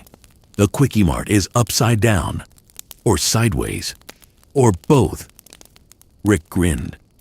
"That's called multiversal resonance, kid, and you, my dear little chaos agent, are contributing in spectacular fashion." Lisa, standing a few steps away, scribbled frantically in her notebook. "Rick, these distortions are no longer temporary. Entire districts are beginning to register as semi-permanent anomalies. The town's narrative structure is stressed beyond its natural limits. If you push further..." Rick tapped his wrist device. watching the holographic projection of Springfield flicker and pulse. Energy lines warped, local probabilities twisted, and a faint blue grid of multiversal stress appeared over the town. I know, Lisa. That's the fun part. From the north end of town, Moe's Tavern had bent into an impossible angle, resembling a leaning tower. Moe himself clung to the bar, yelling incoherently. "Moe, stop yelling! I can barely hear the multiverse screaming over your voice," Rick quipped. Across the street, Mr. Burns's mansion had sprouted additional floors in random sequences. Windows appeared and vanished like static on a broken TV, and Smithers clutched his hat desperately. "Sir, the mansion, it's alive," Smithers squeaked. Rick nodded approvingly. "Exactly. Your universe is learning, adjusting, adapting." Homer, meanwhile, was oblivious to the full scale of the chaos. He had climbed onto a warped car and waved his arms. "Woo-hoo! Springfield is doing gymnastics." Rick groaned. "Homer, you're going to get absorbed into a narrative feedback loop if you keep that up." Bart, laughing uncontrollably, pressed his gadget again. A pulse surged outward, hitting Springfield Elementary. The school stretched vertically, then compressed horizontally, while students flickered in and out of visibility. Principal Skinner stumbled out of the building, his tie twisting like a living thing. "Is this legal?" Skinner stammered, adjusting to the bizarre distortion of gravity. Rick smirked. "Legal? Ha! Only in stable universes does law apply. Here, physics is negotiable." Lisa's voice cut through the chaos, calm but urgent. "Rick, you're reaching a tipping point. Feedback loops are coalescing. Semi-permanent distortions are solidifying. Entire timelines of Springfield could lock in unstable configurations if you continue." Rick's grin darkened. "Lisa, that's exactly why I'm pushing forward. Observation is meaningless if the universe doesn't resist." From the east side, Krusty the Clown appeared in his costume, juggling flaming pies that refused to burn out. His studio had twisted into a kaleidoscope of cartoon reality, loops within loops. "Krusty, stop! Whatever you're doing!" Marge shouted from the sidewalk, holding Maggie protectively. Rick pointed at Krusty. "Notice that? Even entertainment nodes are reacting to multiversal stress. Narrative cohesion is fracturing beautifully." Marge frowned. "Beautiful. Rick, this is terrifying." Rick waved dismissively. "Trust me, Marge. This is art. Chaos tempered by structure. Semi-permanent distortions give you depth, character, drama." Across the street, Patty and Selma leaned against a warped lamppost, squinting at the shifting buildings. Even their normally indifferent expressions betrayed unease. Is it just me? Or is Springfield alive?" Selma muttered. "Yeah," Patty added, holding a cigarette at an impossible angle as gravity warped. "And it's really ugly." Rick chuckled. "Welcome to multiversal resonance, ladies." Meanwhile, the fragments of alternate Springfields pulsed faintly in the sky, glimpses of realities where timelines diverged wildly. Homer was mayor in one, Bart ruled as tyrant in another, Lisa was a scientist rewriting physics in yet another. Each fragment flickered for milliseconds, feeding back into the local distortion field. Rick's scanners beeped furiously. Perfect.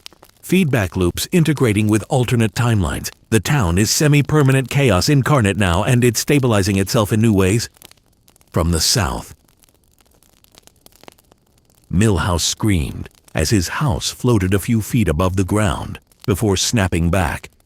"Rick, make it stop!" Rick shook his head, grinning. "Nope. Observation requires full participation." You're part of the experiment now, kid. A sudden ripple ran through the street, affecting every building simultaneously. Mailboxes elongated into impossible shapes. Street signs blinked letters at random.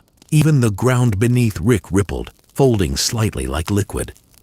Lisa shouted over the hum of the distortion. "Rick, you've reached the threshold. The universe is fighting back hard. If you continue, even you can't predict the consequences." Rick's grin widened, eyes glowing with a dangerous mix of delight and calculation. "Oh, Lisa, that's the beauty of it. Resistance is data. Chaos is insight. Springfield is alive now. And it's talking back." From the top of the Simpson house, Marge shouted again, voice trembling. "Rick, stop, please. You're hurting everyone." Rick glanced at the house, noting the subtle distortions around the core family. The anchors, Marge, Lisa, even Homer in his own chaotic way, were keeping the worst of the distortions from consuming the house entirely. "Relax, Marge. Anchors are holding.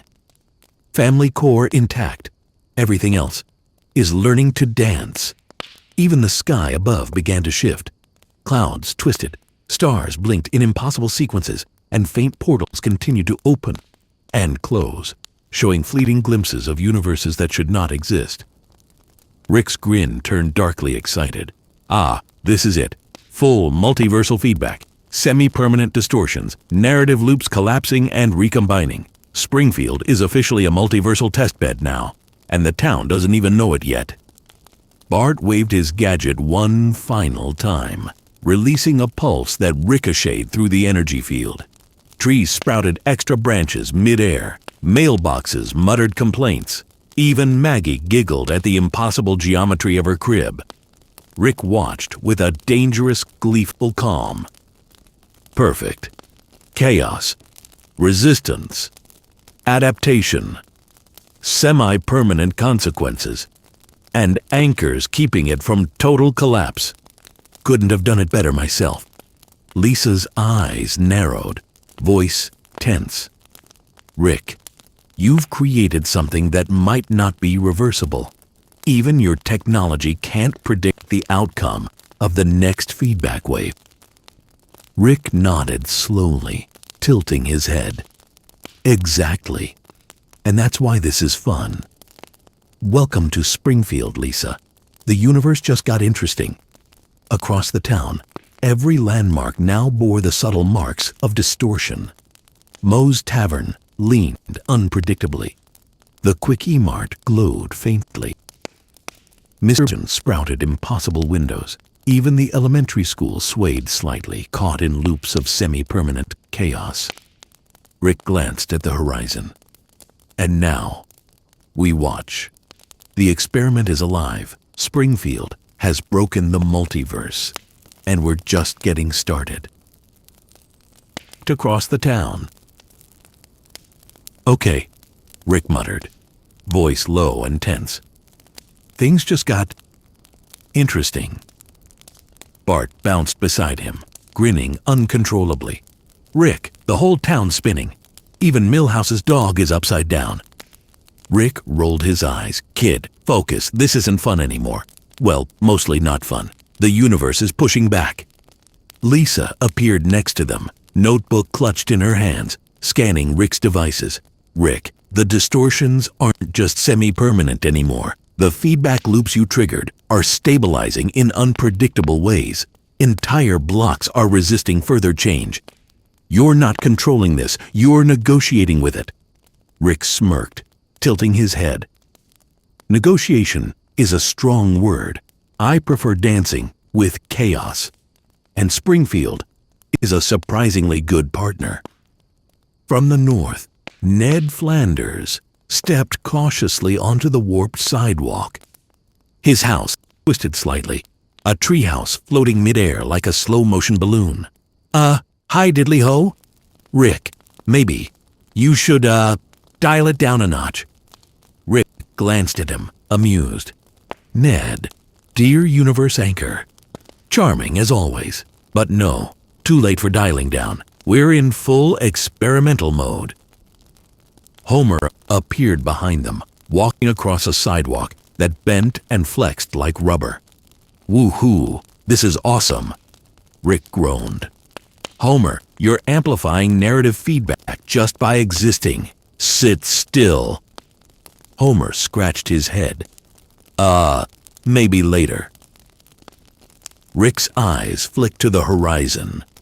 The Quickie Mart glowed faintly.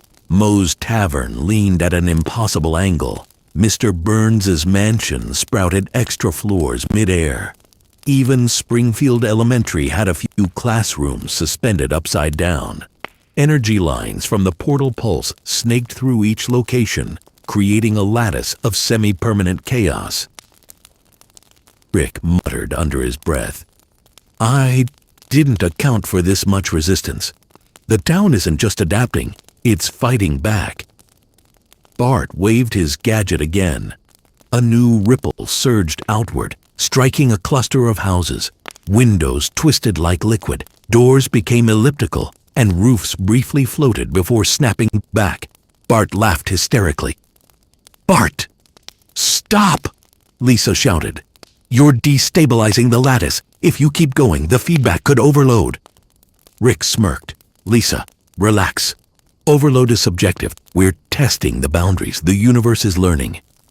From the south, Millhouse pointed at a tilted tree.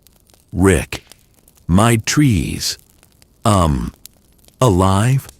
Or moving? Rick tapped his wrist device, scanning the distortion. Yes, moving, responsive, narrative-aware, semi-permanent adaptation in progress. Fascinating. Even the sky above had begun to distort. Clouds twisted unnaturally. Stars blinked in impossible sequences, and tiny portals opened briefly, revealing glimpses of alternate Springfields. Homer blinked in one, walking on a street where he was mayor, while Bart chased a giant flying donut in another. Rick's grin widened. Feedback loops integrating multiple timelines. Springfield isn't just resisting, it's interacting with itself. Beautiful. Lisa's voice cut sharply. Rick, these interactions are destabilizing the core narrative. You're not just playing with physics anymore. You're threatening the multiversal structure of this reality. Rick chuckled. Oh, Lisa. Threat is relative. Observe. He adjusted the portal gun, widening the aperture slightly. Energy ripples shot outward, hitting Moe's Tavern. The building twisted further, and Moe's bar counter briefly stretched across the room, bending at impossible angles. Moe, help! I can't serve drinks like this, Moe screamed, clinging to the countertop. Rick grinned. Observation. Moe is a weak point in the resistance field, predictable, malleable, and hilarious. From the west, Mr. Burns appeared on a floating balcony, arms flailing. Smithers, the mansion. It's changing form. What is this madness? Rick tilted his head, eyes gleaming. Burns. Semi-permanent destabilization. The universe is teaching you humility. Slowly. Smithers clutched his hat tightly. Sir, I don't think the universe is gradual enough. Even the roads were warping. Sidewalks curled into spirals. Street signs blinked messages that alternated between English and gibberish, and cars hovered mid-air before snapping back. Rick's wrist scanner beeped rapidly. See that, kid? Rick said to Bart. The universe isn't just reacting. It's resisting, and that resistance is feeding more chaos back into the lattice. Bart grinned. Yes, more chaos. Rick sighed, rubbing his temple. Too much chaos, Bart. This is borderline uncontrollable. Lisa, writing furiously in her notebook, stepped closer. Rick, you're going to have to negotiate. This isn't a sandbox anymore. Springfield is a semi-autonomous entity now. If you push too hard, even your technology won't contain it. Rick paused, studying the lattice of feedback energy visible in the holographic projection above the town. Red nodes pulsed where distortions were strongest. Moe's, Burns, the elementary school. Blue nodes showed areas where the family anchors, Marge, Lisa, even Homer, were maintaining stability. Rick grinned faintly. Ah, I see. Resistance nodes and anchor points. The family core is holding the central lattice intact, but the edges are free to deform. Perfect, I can work with this. Across the street, Ned Flanders shouted again. Rick, I don't like it one bit. Stop, or I'll call, something. Rick chuckled. Ned, your threats are quaint, but irrelevant. Your moral center is strong, though. That's why the neighborhood is still mostly intact. The quick E-Mart pulsed violently, cans of squishies spinning like miniature galaxies. Apu waved frantically. Sir, reality is unpredictable. Rick raised a hand. Observation, unpredictable, yes, but not uncontrollable. Yet. Bart, bouncing in excitement, jabbed the gadget again. A small ripple shot toward the Simpson house. Windows flexed, the roof wobbled, and Maggie's crib floated gently. Marge shielded her, eyes wide. Rick's grin widened. Family anchors absorbing chaos, maintaining core integrity, external distortions expanding. The lattice is alive, beautiful, symphonic. Lisa glared. Rick, this is beyond symphony. This is chaos bleeding into reality. You're fighting your own experiment.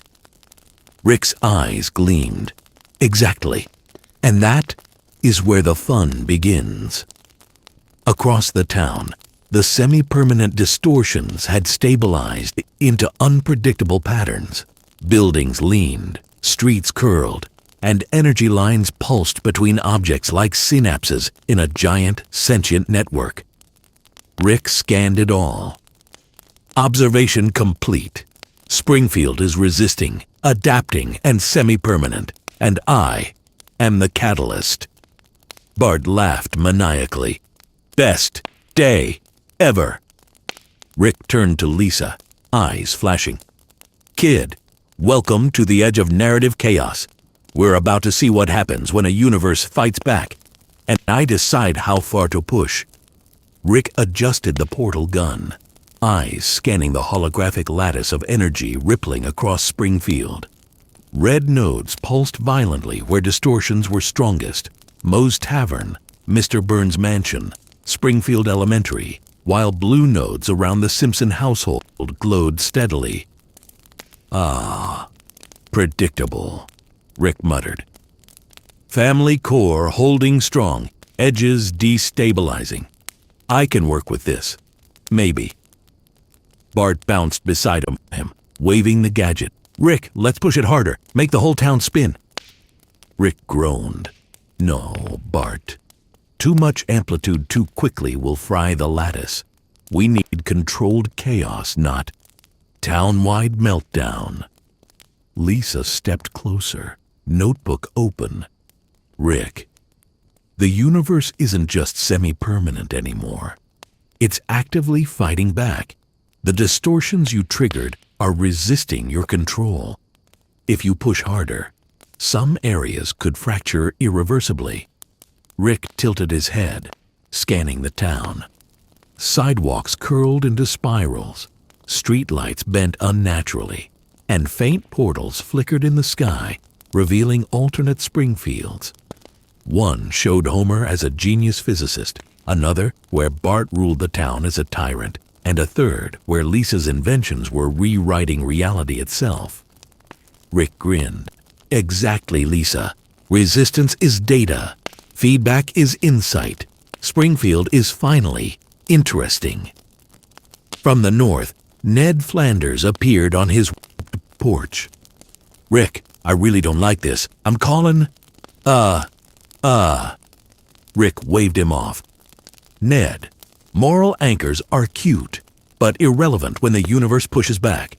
You're stabilizing nodes, that's all. Homer, meanwhile, was oblivious. He hopped onto a floating car, waving arms. Woohoo! Gravity's optional. Rick groaned. Homer, stop! You're amplifying feedback loops with every bounce. Across the street, Moe's Tavern shuddered violently. The building bent and twisted, gravity fluctuating inside the bar. Moe clung to the counter, yelling incoherently. Rick, make it stop. I can't serve drinks like this. Rick smirked. Observation. Moe is weak resistance. He provides excellent data and hilarious results. From the east, the Quickie Mart pulsed violently. Cans of squishies floating midair. Apu waved frantically. Sir, everything is unstable. Rick tapped his wrist device. Mostly harmless, Apu. The universe is learning. You're just collateral entertainment. Even the school had become a node of semi-permanent chaos. Classrooms stretched, floors twisted, and students flickered in and out of visibility. Principal Skinner stumbled, eyes wide. Physics. What's happening? Rick smirked. Skinner. Welcome to Controlled Chaos 101. Lesson 1. Stop being predictable. Bart jabbed Gadget again. A new ripple shot toward the Simpson house. Windows flexed. The roof wobbled. Maggie's crib floated slightly. Marge held her protectively. Rick's eyes glimmered. Family core still intact. External distortions expanding. Lattice is alive. Beautiful. Lisa's voice was sharp. Rick, the town is resisting your control now. Every action is feeding the universe more feedback. You're fighting the system you created. Rick chuckled darkly. Exactly. Observation. Resistance generates more data. Chaos feeds insight. Springfield is my teacher now. Across the street, Mr. Burns appeared on a floating balcony. Smithers, the mansion, it's transforming. What is this madness? Rick smirked. Semi-permanent destabilization. The universe is punishing greed, slowly. Smithers clutched his hat. Sir, I don't think the universe is gradual enough. Rick turned toward the lattice, tapping his wrist device rapidly. Energy lines pulsed between the buildings, the distorted sidewalks, and floating cars. Feedback loops were integrating across Springfield's semi-permanent nodes. Some areas resisted, some collapsed, and others began improvising their own physical laws. Rick muttered under his breath. Oh, this is rich. Semi-permanent chaos adapting itself. I need to recalibrate. Bart jumped, bouncing on a floating mailbox. Rick, the town's fighting back. Can we push it more? Rick shook his head. No, Bart. Pushing now risks full lattice collapse. We're at the tipping point. Suddenly, a ripple surged from the Quickie Mart, striking Moe's Tavern. The bar bent into a Mobius-like shape. Chairs spun, glasses floated midair, and Moe shrieked. Rick laughed. Observation. Secondary feedback. Weak resistance nodes are collapsing under multiversal pressure. Excellent data. Lisa stepped forward, notebook open. Rick, you need to stabilize this now. Otherwise, Springfield will fracture irreversibly. You're no longer in control. You're reacting to its adaptations.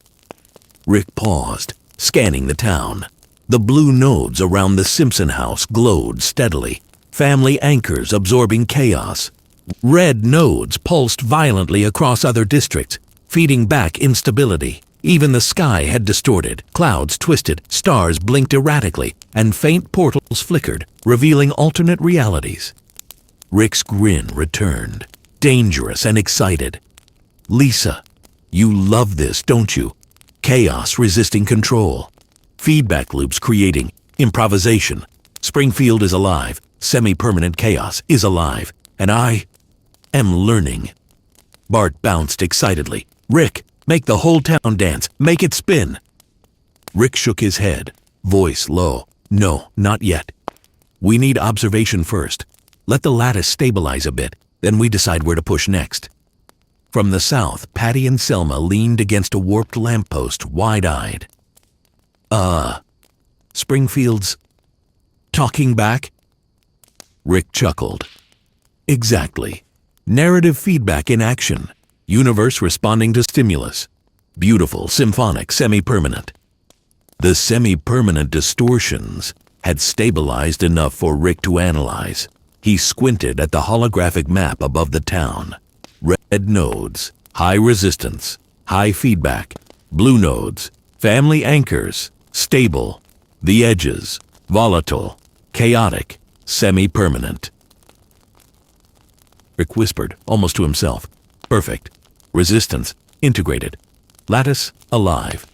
And now, I see the problem. Pushing too far collapses control. Too little, and feedback slows.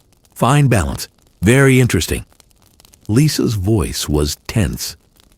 Rick, if you push the next ripple, you could destabilize everything. Even your technology might fail. Rick's grin widened, eyes flashing. Lisa, exactly why we do it. Observation without danger is just boring. Homer, oblivious, hopped onto a spinning street lamp. Whoa-ho! Physics is fun. Rick groaned. Homer, you're amplifying feedback again. Bart laughed. This is the best day ever. Rick shook his head, smirking. Kid, welcome to the edge of narrative chaos. Springfield isn't just resisting, it's adapting, evolving, learning, and I am part of it. Rick scanned the lattice of Springfield's distortions, the energy lines pulsing in unpredictable rhythms. Red nodes screamed at him from Moe's, Mr. Burns's mansion, and the elementary school. Blue nodes around the Simpson household remained stable, a stubborn anchor resisting the surrounding chaos. All right, Rick muttered, voice low and dangerous. Time to see if I can wrest control without collapsing the whole damn lattice. Bart bounced beside him, holding his gadget. Rick, let's make it spin faster. Make the whole town dance. Woo-hoo! Rick groaned. No, Bart. Controlled chaos, remember. Pushing too hard now could collapse the feedback loops entirely. Lisa stepped forward, notebook in hand, scribbling rapidly. Rick, the universe isn't just resisting, it's attacking. Every adjustment you make is met with equal and opposite reactions. Springfield has semi-permanent defenses now. Rick tilted his head. Defense. Cute. The universe is trying to stabilize itself. But so far, I'm still 3 moves ahead. Homer appeared behind them, bouncing on a warped sidewalk. Woohoo! Physics is optional. Woo! Rick groaned. Homer, you're amplifying feedback again. Sit down. Across the street, Moe's tavern pulsed violently, walls bending and stretching. Moe clung to the bar counter, screaming incoherently. Rick, stop! I can't serve drinks like this! Rick smirked. Observation. Moe's tavern is a weak resistance node, but hilarious data point. Secondary destabilization confirmed. From the north, Ned Flanders waved frantically. Rick, I don't like it one bit. Maybe slow it down a smidge? Rick raised an eyebrow. Ned, moral anchors are adorable, but irrelevant. You're stabilizing the core. That's it. Meanwhile, the Quickie Mart pulsed violently. Apu dodged floating cans of squishies, yelling incoherently. Sir, reality is bending. Rick waved him off. Mostly harmless. Universe is learning. Your collateral entertainment. The semi-permanent distortions were intensifying. Sidewalks curled into spirals, streetlights bent like liquid, and faint portals flickered above, showing glimpses of alternate Springfield. In one, Homer was a physicist rewriting the laws of the universe. In another, Bart ruled Springfield as a tyrant. In yet another, Lisa's inventions dominated reality. Rick's grin widened. Feedback loops integrating multiple realities. Perfect. Resistance is giving me data. Springfield isn't just resisting, it's fighting back. Beautiful. Lisa's voice was tense. Rick, the town is resisting your containment attempts. Semi-permanent distortions are solidifying, creating independent narrative structures. You're not in control. You're reacting. Rick's eyes flashed. Exactly. Observation, resistance, is data. Chaos feeds insight. Springfield is alive, and it's teaching me more than I expected. Bart jabbed the gadget again. A ripple shot toward the Simpson house. Windows flexed, the roof wobbled, and Maggie's crib floated slightly. Marge held her protectively, eyes wide. Rick's grin darkened. Family anchors are absorbing chaos, maintaining core integrity. External distortions are expanding. Lattice is alive, beautiful, symphonic. Lisa's voice sharpened. Rick, if you push the next wave, you risk permanent fracture. Even your multiversal tech might fail. Rick tilted his head, studying the town. Moe's, Burns, and the elementary school pulsed violently. Street signs blinked gibberish. Sidewalks undulated. Even the sky was a kaleidoscope of shifting clouds. Stars blinking erratically. Portals flickering to alternate realities. Rick muttered, almost to himself. Perfect. Resistance integrated. Lattice alive. Pushing too far risks collapse. Too little. Feedback slows. Fine balance. Fascinating. Homer, oblivious, hopped onto a spinning street lamp. Woo-hoo! Gravity's fun. Rick groaned. Homer. Amplifying feedback again. From the south, Patty and Selma leaned against a warped lamppost. Springfield's fighting you now? Rick chuckled. Exactly.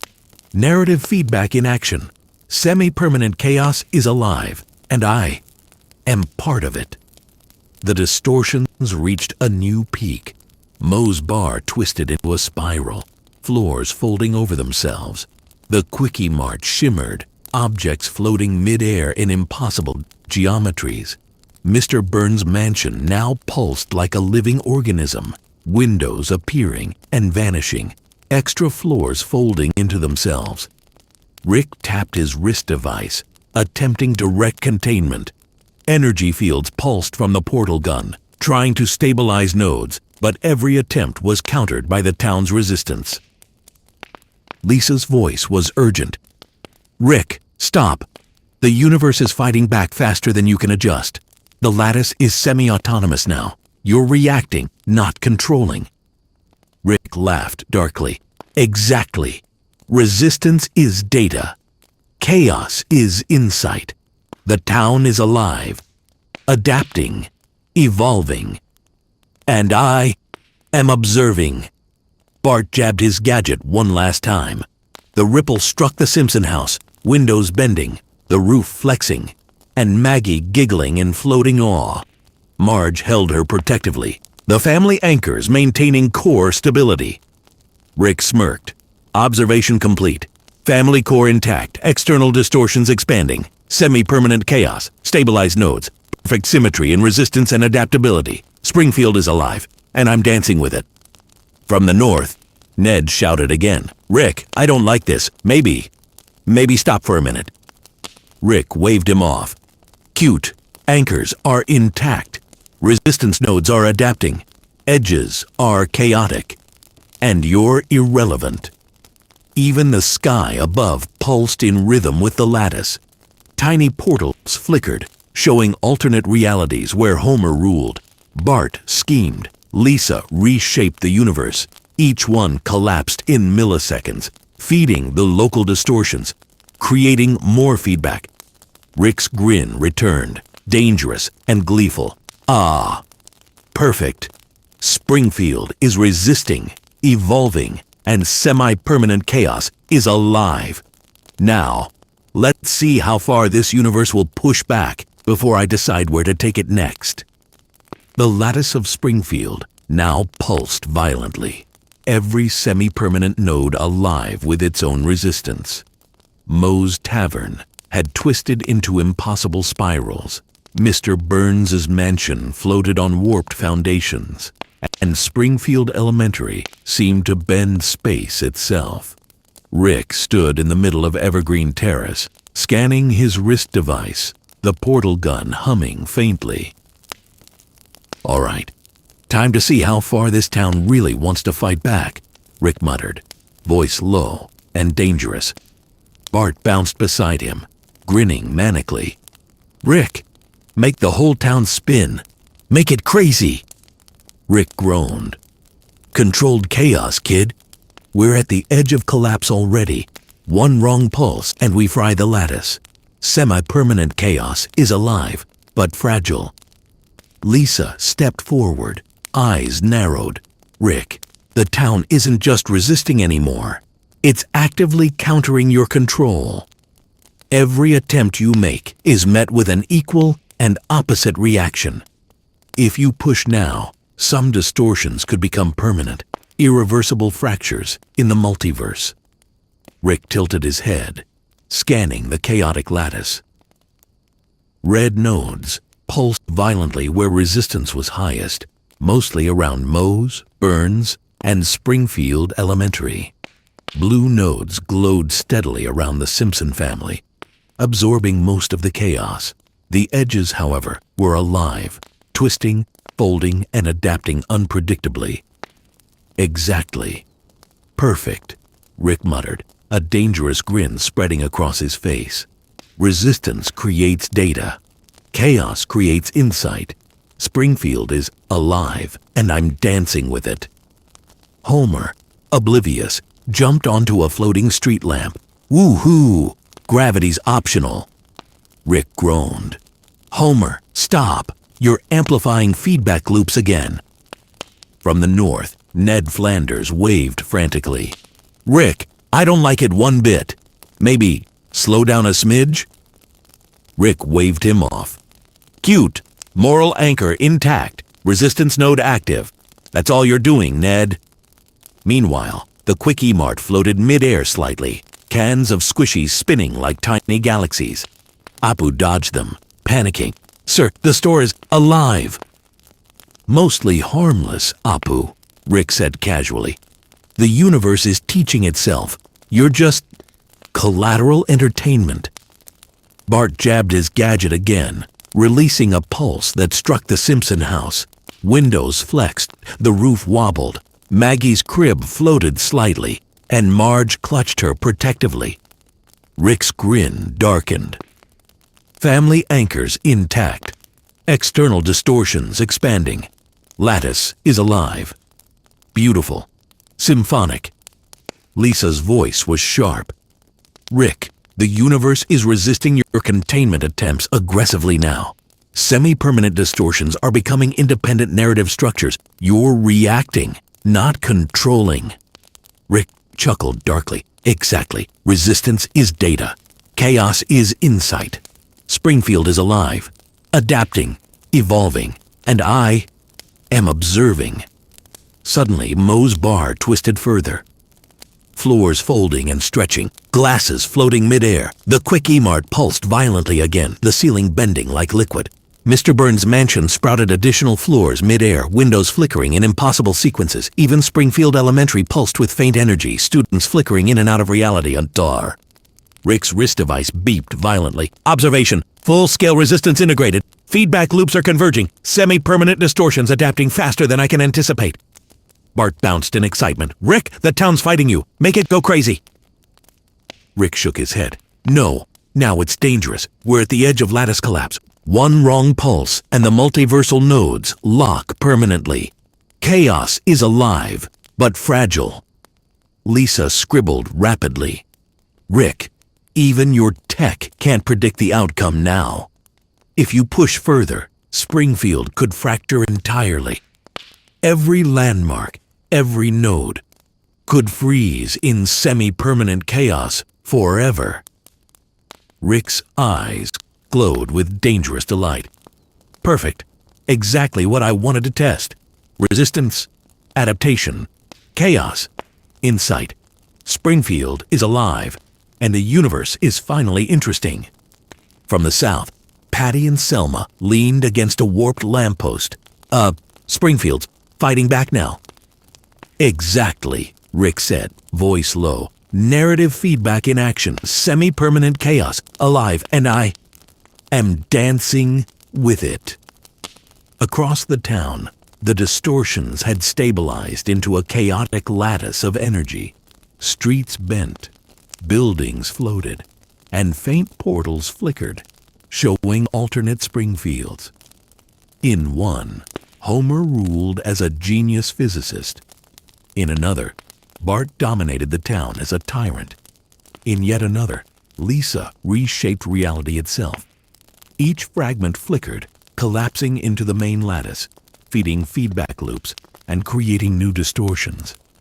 Rick tapped his wrist device, sending controlled pulses to stabilize some nodes. But every adjustment was met with counter ripples. Moe's Tavern twisted in response. Mr. Burns' mansion sprouted and folded in new sequences. Even the Simpson house flexed slightly, resisting total control.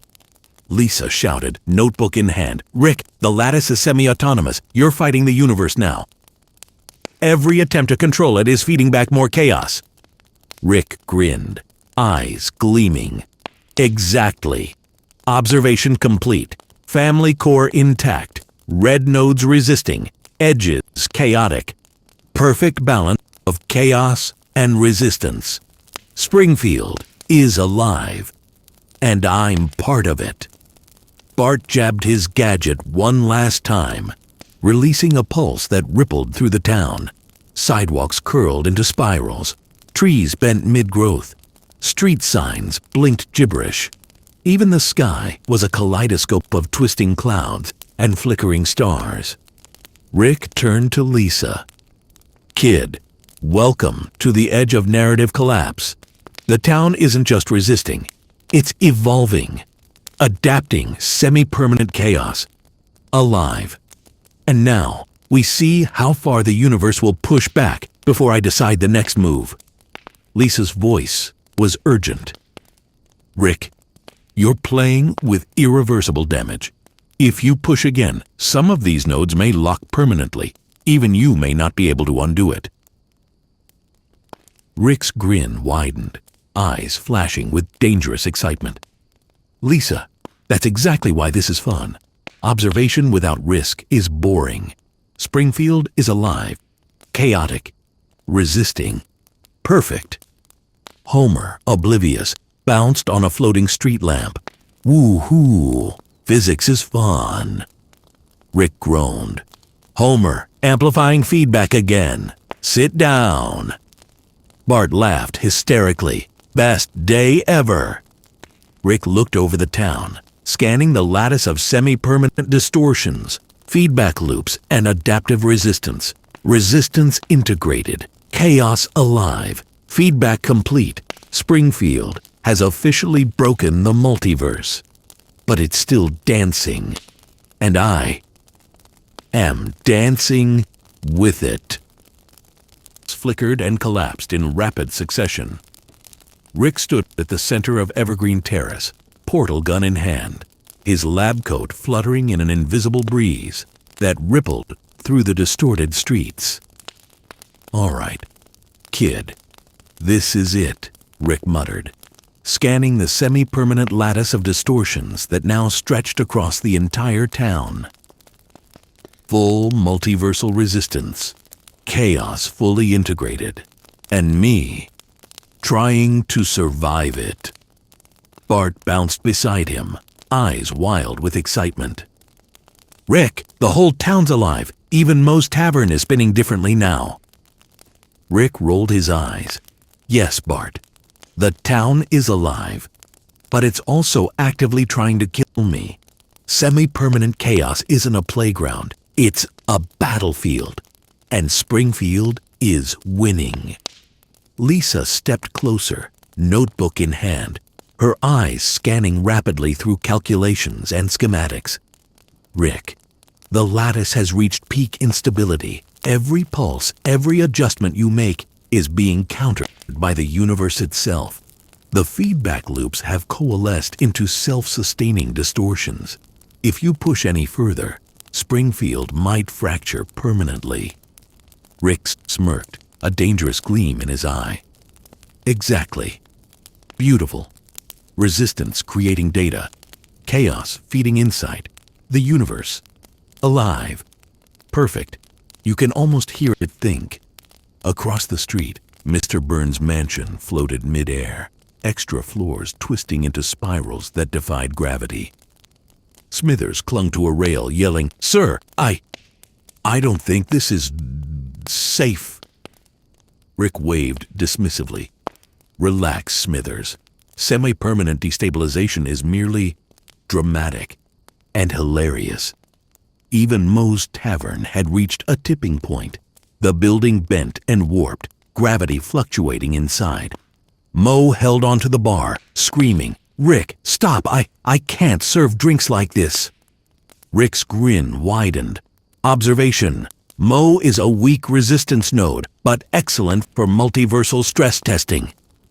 The Quickie Mart pulsed violently, cans of squishies hovering mid-air, spinning like tiny planets. Apu ducked under a floating magazine rack. "Sir, the store, the universe, it's unstable." "Mostly harmless, Apu," Rick said, scanning the lattice. "Collateral entertainment. The universe is learning. You're just the audience." Bart jabbed the gadget again, releasing a pulse that rippled toward the Simpson house. Windows flexed, the roof wobbled, Maggie's crib floated, and Marge held her protectively. Rick's grin darkened. Family anchors intact. External distortions expanding. Lattice is alive, symphonic. Semi-permanent chaos stabilized in the center, volatile at the edges. Perfect. Lisa's voice was sharp. "Rick, this is beyond control now. Springfield is resisting you fully. The town isn't just adapting, it's fighting back. You can't predict what will happen next." Rick tilted his head. "Exactly.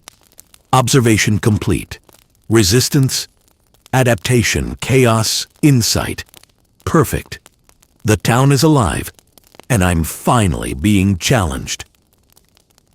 From the north, Ned Flanders waved frantically. "Rick, I really don't like this. Maybe slow down a smidge." Rick smirked. "Cute. Moral anchors still active. Blue nodes intact. But the edges, fully chaotic. Resistance data is exquisite." Homer bounced on a floating street lamp, completely oblivious. "Woo-hoo! Gravity's optional." Rick groaned. Homer, amplifying feedback again. From the south, Patty and Selma leaned against a twisted lamppost. Springfield's fighting back?" Rick chuckled. "Exactly. Semi-permanent chaos is alive. Narrative feedback in action, and I am part of it." The distortions reached their peak. Sidewalks curled into spirals, streetlights bent like liquid, and faint portals showed alternate Springfields. One where Homer ruled as a physicist, another where Bart dominated the town, yet another where Lisa reshaped reality entirely. Each flickered, collapsed, and reintegrated into the main lattice, feeding new feedback loops and creating fresh distortions. Rick's wrist device beeped violently. Observation: maximum resistance nodes active. Lattice integrating alternate realities. Chaos, self-sustaining. Springfield, alive. And I am dancing with it. Lisa grabbed Rick's arm. "Rick, if you leave like this, the town won't just remember you. It will be permanently changed. Semi-permanent nodes may harden. Feedback loops may rewrite reality. You could be leaving a multiversal scar." Rick looked down at her, grin turning contemplative. "Lisa, that's exactly why I'm leaving it. Every experiment leaves a mark. This one just happens to be alive. They'll adapt, they'll survive, and maybe even thrive." Bart shouted, bouncing higher than usual. "Rick, don't leave. Stay and see it all spin." Rick shook his head. No, Bart. My job here, done. Observation complete. Resistance integrated. Chaos stabilized. Just enough to survive, but not enough to implode. Springfield will keep dancing. Without me. Across the town, Moe's Tavern twisted slightly. Mr. Burns' mansion floated, and Springfield Elementary pulsed with faint energy. Even the sky had stabilized into fractured hues of blue and violet, faint portals flickering above like the eyes of alternate realities. Rick adjusted the portal gun, opening a shimmering doorway. He glanced back at the town one last time. Goodbye, Springfield. You fought well, you resisted, you adapted, and you'll never be the same again. Semi-permanent chaos. Your teacher, now. Marge held Maggie tightly, eyes wide, voice trembling. Rick, are you leaving? Rick nodded. Yeah, Marge. Time to go. But remember, you're stronger than you think. Anchors matter. Resistance matters. Chaos, well, chaos teaches lessons. Bart shouted from behind him. Rick, don't forget me. Rick smirked. Never, kid. Semi-permanent chaos remembers everyone who dances with it. With that, Rick stepped through the portal. The doorway shimmered and closed behind him, leaving Springfield still pulsating with the echoes of semi-permanent distortions, feedback loops, and adaptive anomalies. Lisa scribbled furiously in her notebook. Even with him gone, the town is changed. Semi-permanent nodes, feedback loops. This isn't just chaos anymore. It's alive. It's evolving. Homer looked around, oblivious. Woohoo! The town's still spinning. Best day ever. Marge shook her head, still holding Maggie. I don't know what just happened, but we survived. Bart bounced on a warped sidewalk. Rick left, but everything's way cooler now. Even the Quickie Mart floated slightly above the ground. Moe's Tavern leaned at an impossible angle, and Mr. Burns' mansion twitched as if the universe itself was laughing. Lisa whispered, notebook in hand. He left the town. Changed. Semi-permanent chaos. Alive. And we're part of it now. Rick's voice echoed faintly from the portal before it closed completely. Remember, Springfield. Chaos is a teacher.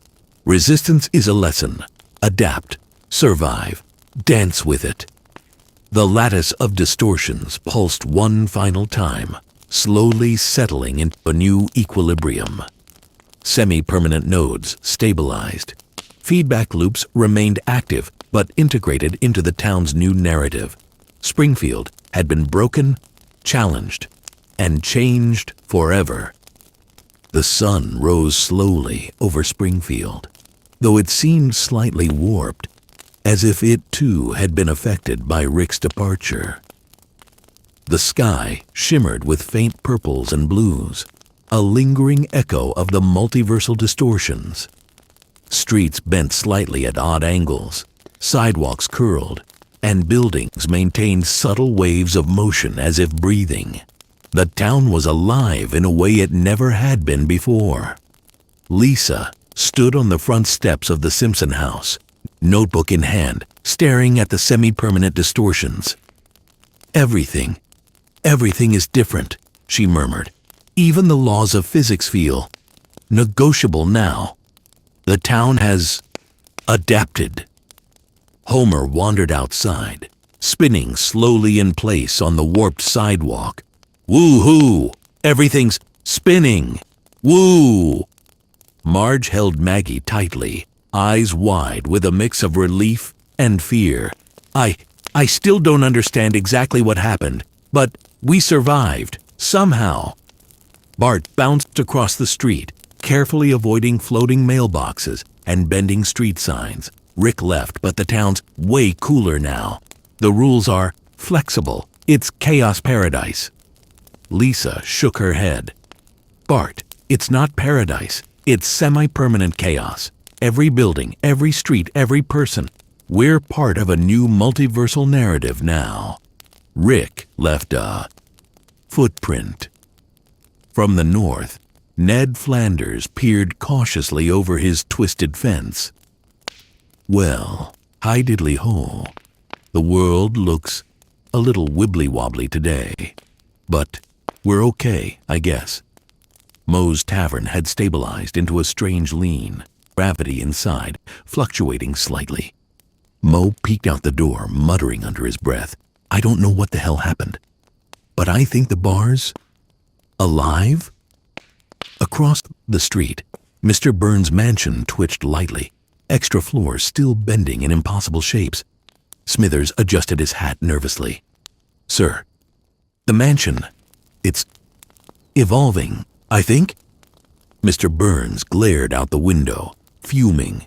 Release the hounds and call the construction crews. I will fix this nonsense. Or at least try to understand it before my brain implodes. Lisa scribbled furiously. Even the anchors, Marge, Lisa, Homer, maintained some stability, but the rest of the town adapted to semi-permanent chaos. Every character, every building changed at the sub-narrative level. Bart grinned. I like this. Everything's unpredictable. I could skate on floating benches, climb bending walls, prank people in ways I've never even imagined. Marge shook her head. Bart, this isn't just fun. It's dangerous. The town, it's different. Semi-permanent chaos. It's alive. We don't know what can happen next. Lisa glanced toward the Quickie Mart, where cans floated slowly mid-air. Apu sighed, trying to maintain order. I think squishies are now sentient? Maybe? I don't know anymore. Homer wandered over to the spinning street lamps, arms outstretched. Woo-hoo! Even the streetlights are dancing. Lisa sighed. Rick's experiment didn't just leave chaos. It left a new equilibrium. Semi-permanent distortions stabilized into patterns that the town can function within. Mostly. From the south, Patty and Selma leaned against a warped lamppost. Everything feels weird, but nothing exploded. I guess that's okay. Lisa scribbled one more note. This is the consequence of multiversal interference. Feedback loops integrated, alternate timelines influenced the lattice, and the family anchors prevented total collapse. Springfield survived, changed, but alive. Bart, bouncing across a tilted sidewalk, shouted back at Lisa. We survived, Lisa. And now the town's awesome. Chaos rules. Lisa rolled her eyes. Bart, this isn't awesome. It's semi-permanent. We'll all have to adapt to a reality where physics, probability, and causality are negotiable. The rules we knew are gone. Marge hugged Maggie tightly. I just hope we can live normal lives again. As much as that's possible. From the north, Ned Flanders adjusted the leaning fence around his house. Well, I guess we just take it one wibbly-wobbly day at a time. Praise the Lord. Or whatever cosmic force is left. Even Moe's, now slightly alive with subtle pulsations in the floor, seemed to settle. Moe muttered, I don't get it, but I survived, and that's what matters. Lisa looked around at the town, taking careful notes. Every node, every resistance point. Now part of a semi-permanent narrative lattice. Rick left a permanent influence. The town will function, but the narrative probabilities are different. Everything is fluid. Everything is alive. Homer, oblivious, climbed a bent lamppost and spun like a top. Woo-hoo! Everything's a playground! Bart waved his gadget experimentally, testing small pulses. The lattice responded subtly, bending sidewalks and tilting streetlights, but staying within the semi-permanent equilibrium. It's alive, but stable, cool. Lisa frowned. The town survived, But the universe here remembers Rick. Semi-permanent distortions, feedback loops. Every citizen, every building carries his influence. He left a mark. Marge whispered to Lisa. Do you think he'll come back? Lisa shook her head. Maybe. But even if he doesn't, he changed the rules here. Springfield will never be the same. Not entirely. Bart grinned at Homer. We got chaos, and we survived. That's better than any prank I've ever pulled. Lisa sighed, flipping one last page of her notebook. Semi-permanent chaos. Alive, adaptive, resilient. The town has changed, but it's functional. We've inherited Rick's influence. And now we must adapt or become part of the lattice ourselves. Homer clapped Bart on the back, laughing. Woo-hoo! Chaos rules! Marge shook her head, still holding Maggie. Rick left, but somehow we're okay. Somehow. The lattice of semi-permanent distortions pulsed faintly across Springfield, subtle but alive. Buildings flexed, sidewalks curved, objects hovered lightly, and even the sky shimmered faintly in violet and blue hues. Semi-permanent chaos had become part of the town's new equilibrium. Lisa whispered to herself, notebook in hand. He's gone, but the town is alive. We survived, adapted, changed. Semi-permanent chaos, and we're part of it now. By mid-afternoon, Springfield had settled into a cautious rhythm, though the traces of Rick's semi-permanent chaos remained everywhere. Sidewalks arched slightly in impossible curves, streetlights pulsed faintly, and buildings subtly flexed as if breathing. Even the sky carried a shimmer of blues and violets, a faint echo of the multiverse Rick had tangled with. Lisa walked down the warped streets, notebook clutched tightly, observing everything with meticulous scrutiny. Every node, every object, every person carries echoes of Rick's interference. Semi-permanent distortions stabilized, but they're adaptive. The town is alive in ways it never was before. Bart zoomed past her on a bent street corner, narrowly avoiding a floating mailbox. Lisa, come on, the sidewalks are fun to skate on now. Gravity's a suggestion. Lisa sighed. Bart, this isn't fun. The probability matrix here is unstable. One small nudge could create ripple effects that we won't be able to predict.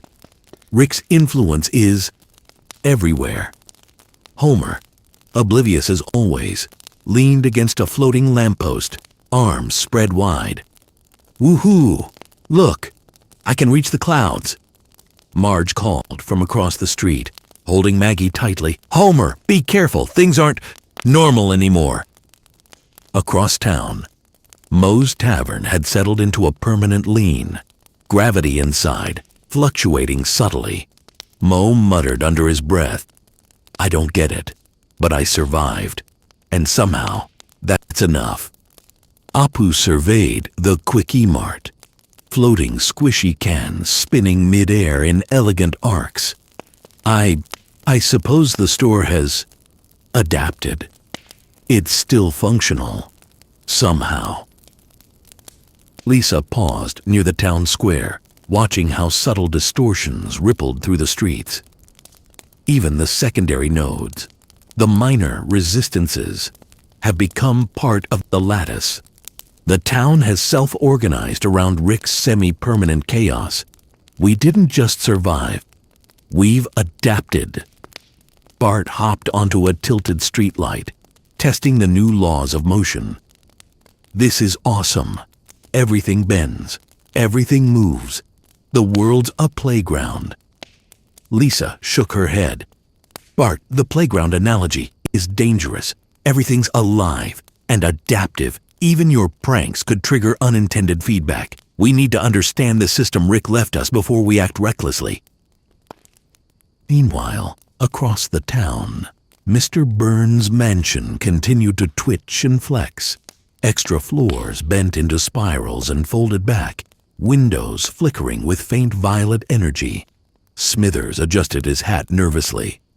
"Sir, it seems the mansion has adapted. Perhaps semi-alive?" "Mr." Burns glared out a twisting window. "Release the hounds. And the architects. I will fix this. Or at least bend it to my will." From the Simpson house, Marge guided Maggie carefully down a warped staircase. "We survived, Rick, but I don't know how to explain this to the kids. Everything's changing. The town. It's different." Lisa scribbled furiously. "Marge, the changes are structural, narrative, and physical. Semi-permanent nodes maintain core stability, but the edges, chaos integrated. The multiverse influence remains. We can function, but we are now part of Rick's experiment indefinitely." Homer wandered past, spinning slightly in place, completely oblivious. "Woohoo! Everything's fun." Bart grinned, leaping from a bending street sign to a tilted mailbox. "I can prank anyone now. Gravity's optional. Chaos rules." Lisa frowned, scribbling more notes. The family anchors, Marge, Lisa, Homer, maintained central stability.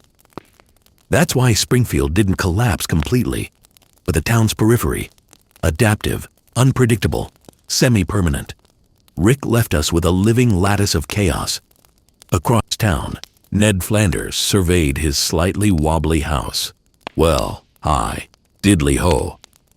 I guess the world's a little different today, but somehow, okay.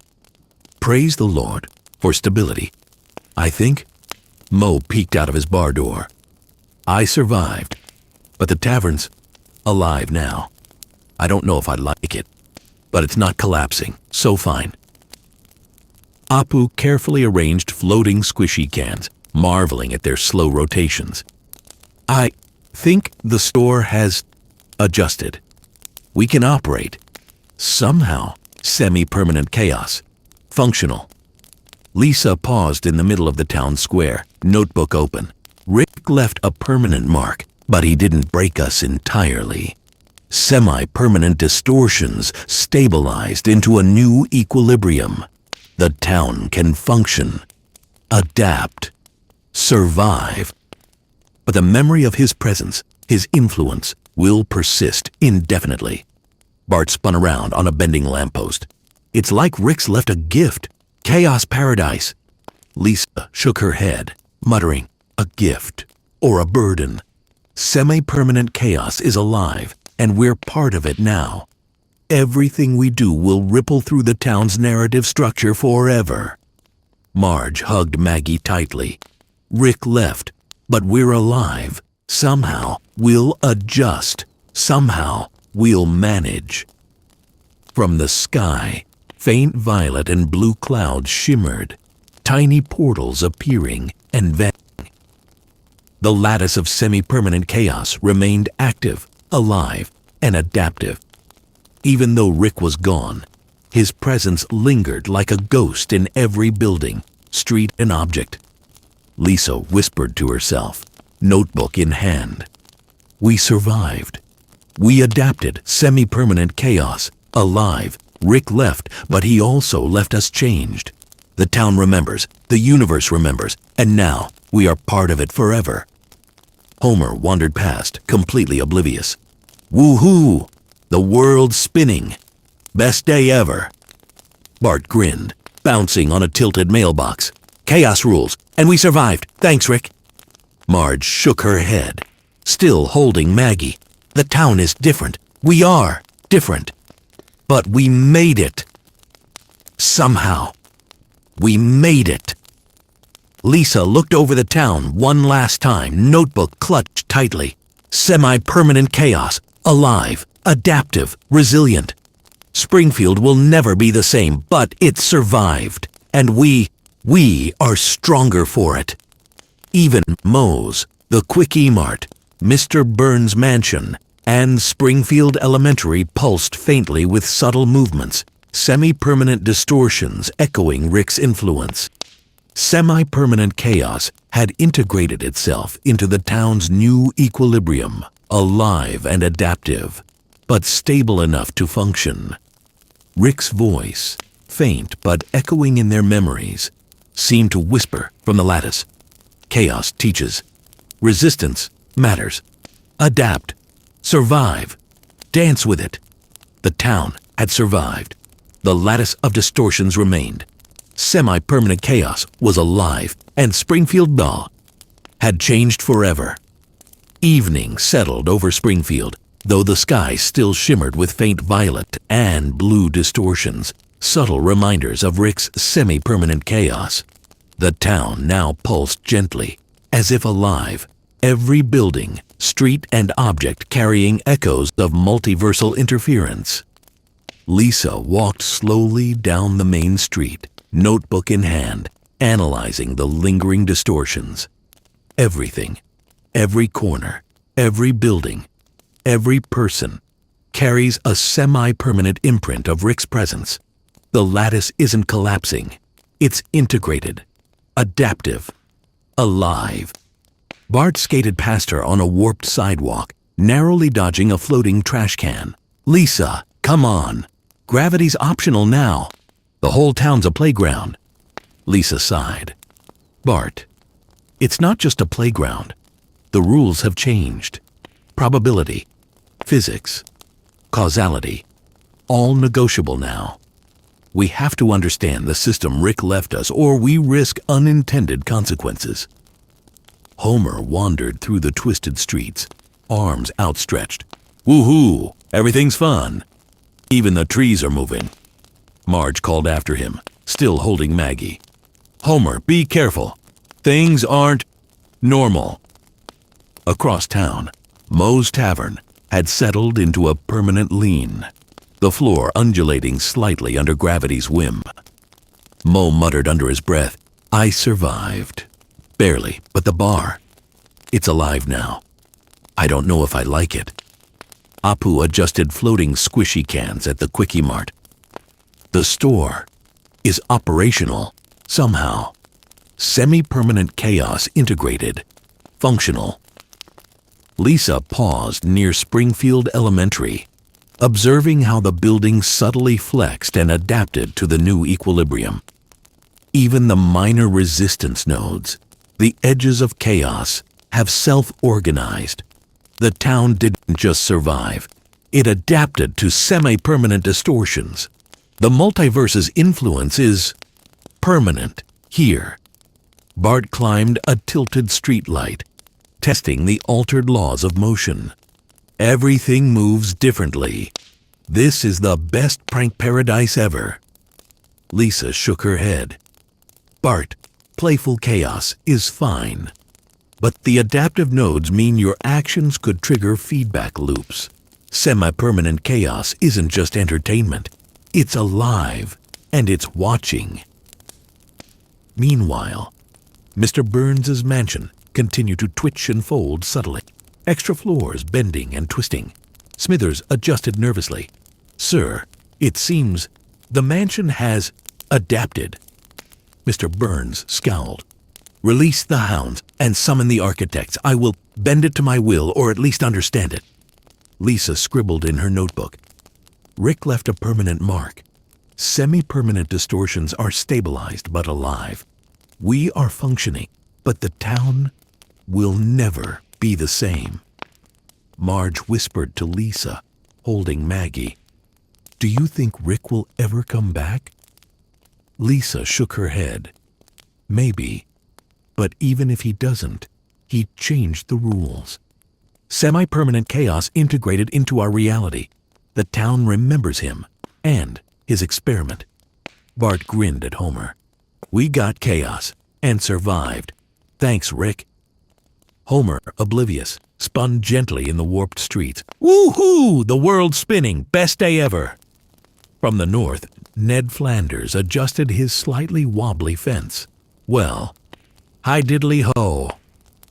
The world's a little different today, but we're okay. praise the Lord, or whatever's left. Mo peeked out his bar door. I survived. Barely. The tavern's alive. I like it, but at least it didn't implode.